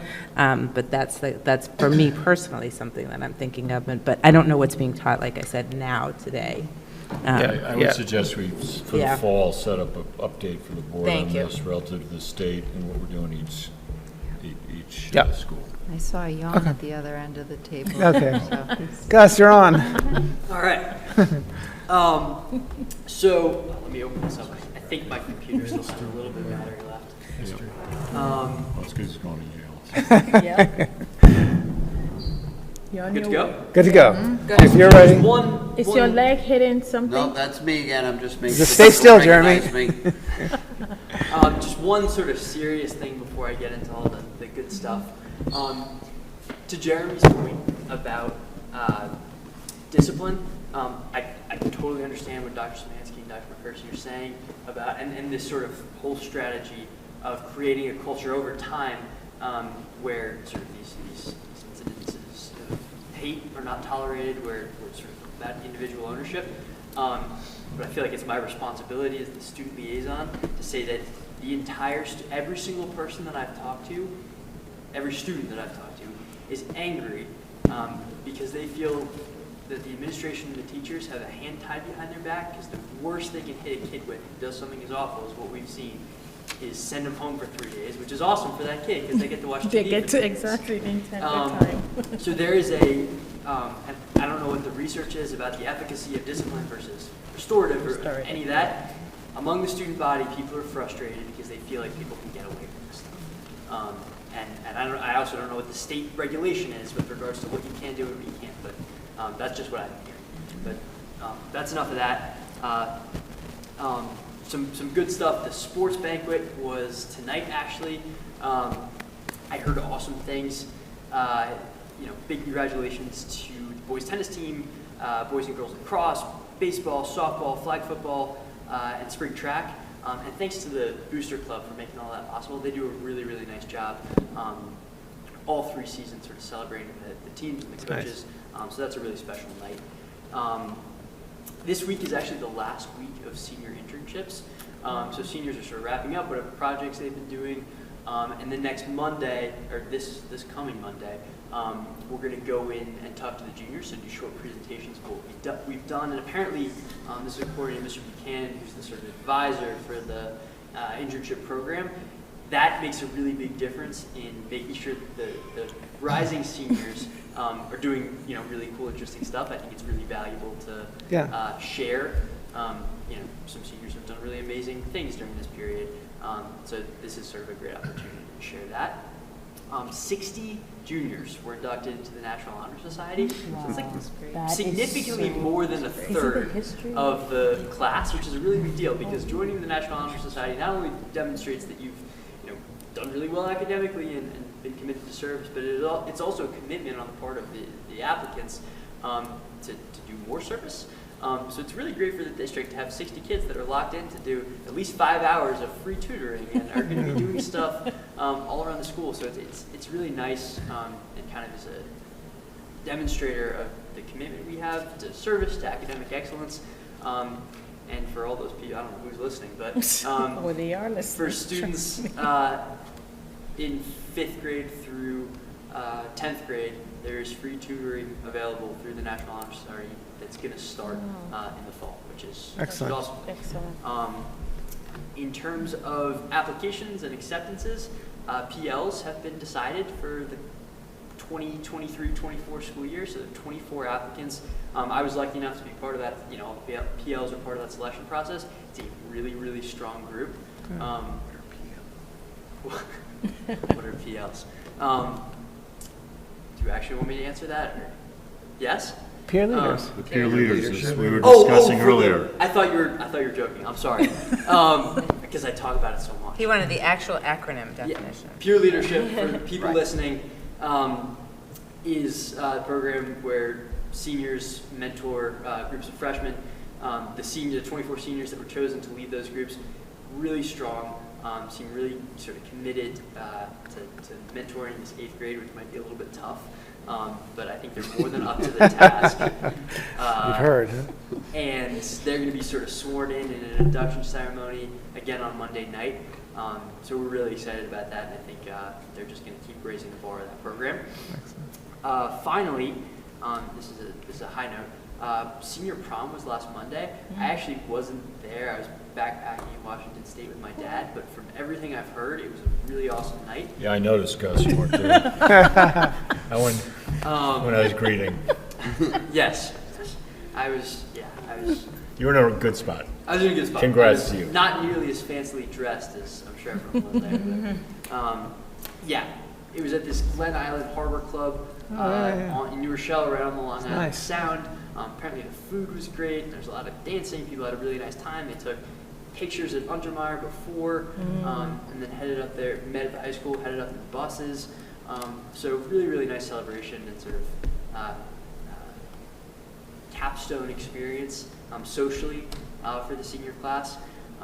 People had a really nice time, and that's really due to all the hard work that Mr. Smith, Ms. Gagliardi, and all the chaperones put in to make it possible. So big thank you to them. And that is all I've got for It's a wrap. I just have to make a comment on what you said about like the kids feeling like, they get 3 days off and they don't have anything to do. It reminds me, Melissa, about an ethics class that I once took in college about, does the death penalty work? Does it make people not want to kill somebody? The death penalty makes you feel good. And there's lots of interesting ethical questions around what actually is preventative and what makes communities feel good because someone's been punished. So I think that's an interesting, as we're talking about how to explain why we do things for the middle school, for the high schoolers to kind of understand these, there's no answer. Some people believe in the death penalty and some people don't. Just to be clear, I wasn't recommending No. it. Right. That's what I heard, Gus. Right. But I do think it's a very valid thing to raise, that if you're sending a student out on an out-of-school suspension, they're no longer in the environment, they could be almost rewarded, right? So we think about that when we're giving consequences. So even on, it may seem the more extreme end of the consequence spectrum. However, if like an in-school versus an out-of-school, in-school, there's work that's happening, there's instruction that's happening, there's repair work that's happening, there are things that are, so yes, I appreciate you saying that because it does matter when you're thinking about the accountability. But what punishments deter crime and what punishments don't and what punishments do keep? It's a bigger question, I'm just making it, sorry. We can get back to it, but just the late hour here, I want to keep moving. Gus, thank you very much. Appreciate it. Thank you. There are administrative reports, but there's information included in board docs from Dr. Szymanski.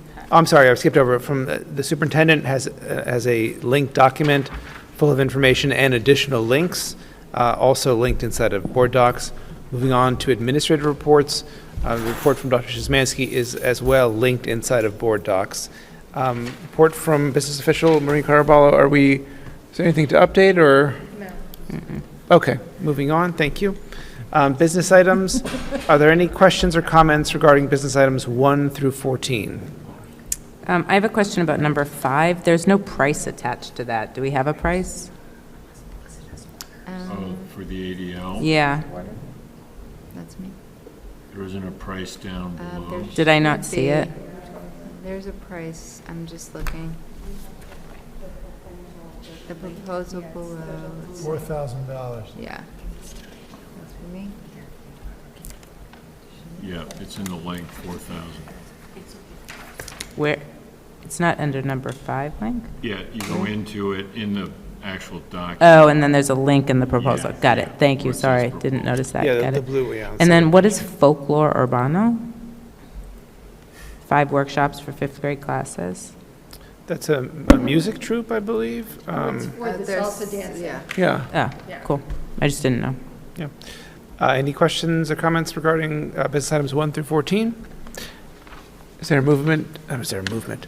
Is there a motion? We don't need a movement. Is there a motion to approve business items 1 through 14? So moved. Thank you. Is there a second? Second. Thank you. All in favor? I'm sorry? No, go. Aye? Aye, sorry. Okay. You have just made a big step for us to move ahead on athletic trainers, so thank you. That's good. We did this. Item number 14, you Oh, okay, correct. Well, let's correct. bring home some more Super Bowl trophies then, Correct. okay? We just approved that. But this one, we should have pulled it out. Which? 13. 14 athletic trainer. Yep. I'm talking about number 13 now. just got swept in. Yeah. Yeah, we talked about that What can we one. do about that? That one's good. You okay with it? Yeah, that's the 1 hour instead of the whole day. No, no. Number 13 Well, was if our we already discussion. voted it in, we have to do a little check. Okay. Oh, we didn't include it? Yeah, ask Alex if that was taken out, 1 through 14. It wasn't. It was not. I'm looking at it. I mean, unless I don't have the most updated one, but it's in it. Alex, do we need to take that back? We're looking into that. What are the? Can we move forward while we examine that? Yeah, which number? It's That's number not- 13. 13 I'm is, talking about the discussion from No, earlier. 13 Yeah. is. That's not that. No, that's not that. That's Oh, not it's that? not that. That's not that, no. No, That's it's a the different 1 hour, shift in increments for. Oh, okay, okay. That's not- Apologies, I didn't realize. I That's thought it not was that. that's that. the half-day, 1 hour, or Correct. full-day Okay, one that we okay. talked about. Sorry, I thought it was, right, okay. Apologies. Apologies, okay. Thanks for catching it. Thanks, okay. No, it's, yeah, it's different. Yeah. Sorry. Moving on to personnel as a consent agenda, are there any questions or comments regarding our appointments, amendments, retirements, or resignations? I'd just like to say Nancy Gagliardi has had a very long and storied career here at the school, and she's been very well appreciated and by people for a long time. Was one of the first people I met when I was elected to the board, and appreciate her service to the district. Thank you, Doug. Thank you. Are there any questions or comments regarding appointments, amendments, retirements, or resignations? Is there a motion to approve our appointments, amendments, retirements, and resignations? So moved. Is there a second? Second. All in favor? Aye. Thank you. Moving on to minutes. Any questions or comments regarding our minutes from our May 23rd meeting? Is there a motion to approve our minutes from the May 23rd meeting? So moved. Is there a second? Second. All in favor? Aye. Aye, thank you. Second read, these are policies that we examined at the May 23rd meeting. Are there any questions or further comments regarding policies 5710, 0115, or 8130? Is there a motion to approve policies 5710, 0115, 81, and 8130?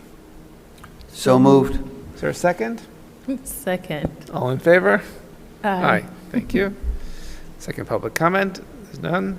Agenda review, so looking ahead, we have going to have another big meeting on the 20th. Yeah, so at end of year, you're busy, the 20th, there's a lot going on. If you look at that, just mark your calendars, 5:15 to 5:45, important discussion on unrepresented staff salaries. Then you have an hour on security, that'll be with the HPD, with Marine, me, and Alteris. Retiree reception will be on time for that, and there's a public hearing, we don't know what we'll get with that. We have added, and it's very important, the SPED Advisory Committee presentation, which is referred to. The other items here, future steps, that'll be brief. The 5-year facilities plan is quite significant, so we'll want to kind of look at how we organize the meeting to make it as efficient as possible. But there's really no way around it right now. There's just really important work for you to dig into and hear about. Okay, thank you. Board of Education comments? I have just one thing to say. No, this is not officially my last meeting, it's my second to last meeting, but I just want to say that, having run on the strategic planning process, Portrait of a Haitian Learner, though it wasn't called that at that point, I just want to really acknowledge specifically you, Dr. Szymanski, but really everyone, because everyone's had a hand in creating this. It's still a bit of a castle in the sky. We've got to build the foundation under it and get all the specifics, but it's really, I think, rewarding to see all that work having been done and off to a very good start, as Bill has outlined today. So thank you for getting that done. Yeah, that's very nice to note. Thank you. Yeah, I want to say that I know I fought with with Doug a lot. I fight with everybody. I don't know anyone that I don't fight with. I came first attacking Jeremy, but I really appreciate your expertise that you bring in everything, and I know the number of times that you've called me to help me, to try to get my voice across in a better way that will be helpful. So I want the community to recognize that about you. I know that it was your choice not to run again, but I hope you would still, which I've already told you, that expertise that you carry, you can still lend your time to that, because I think we all have strengths and weaknesses, and that strength about you is very useful. And so hopefully you wouldn't say no to it when you're called upon. So No. Thank you. Thank you. Thank you. Thank you, Doris. Any other comments? Nope. Is there a motion to adjourn our meeting? So moved. Is there a second? Not all at once? Second. All in favor? Aye. Thank you. Maureen, Amy sent a note about where you got air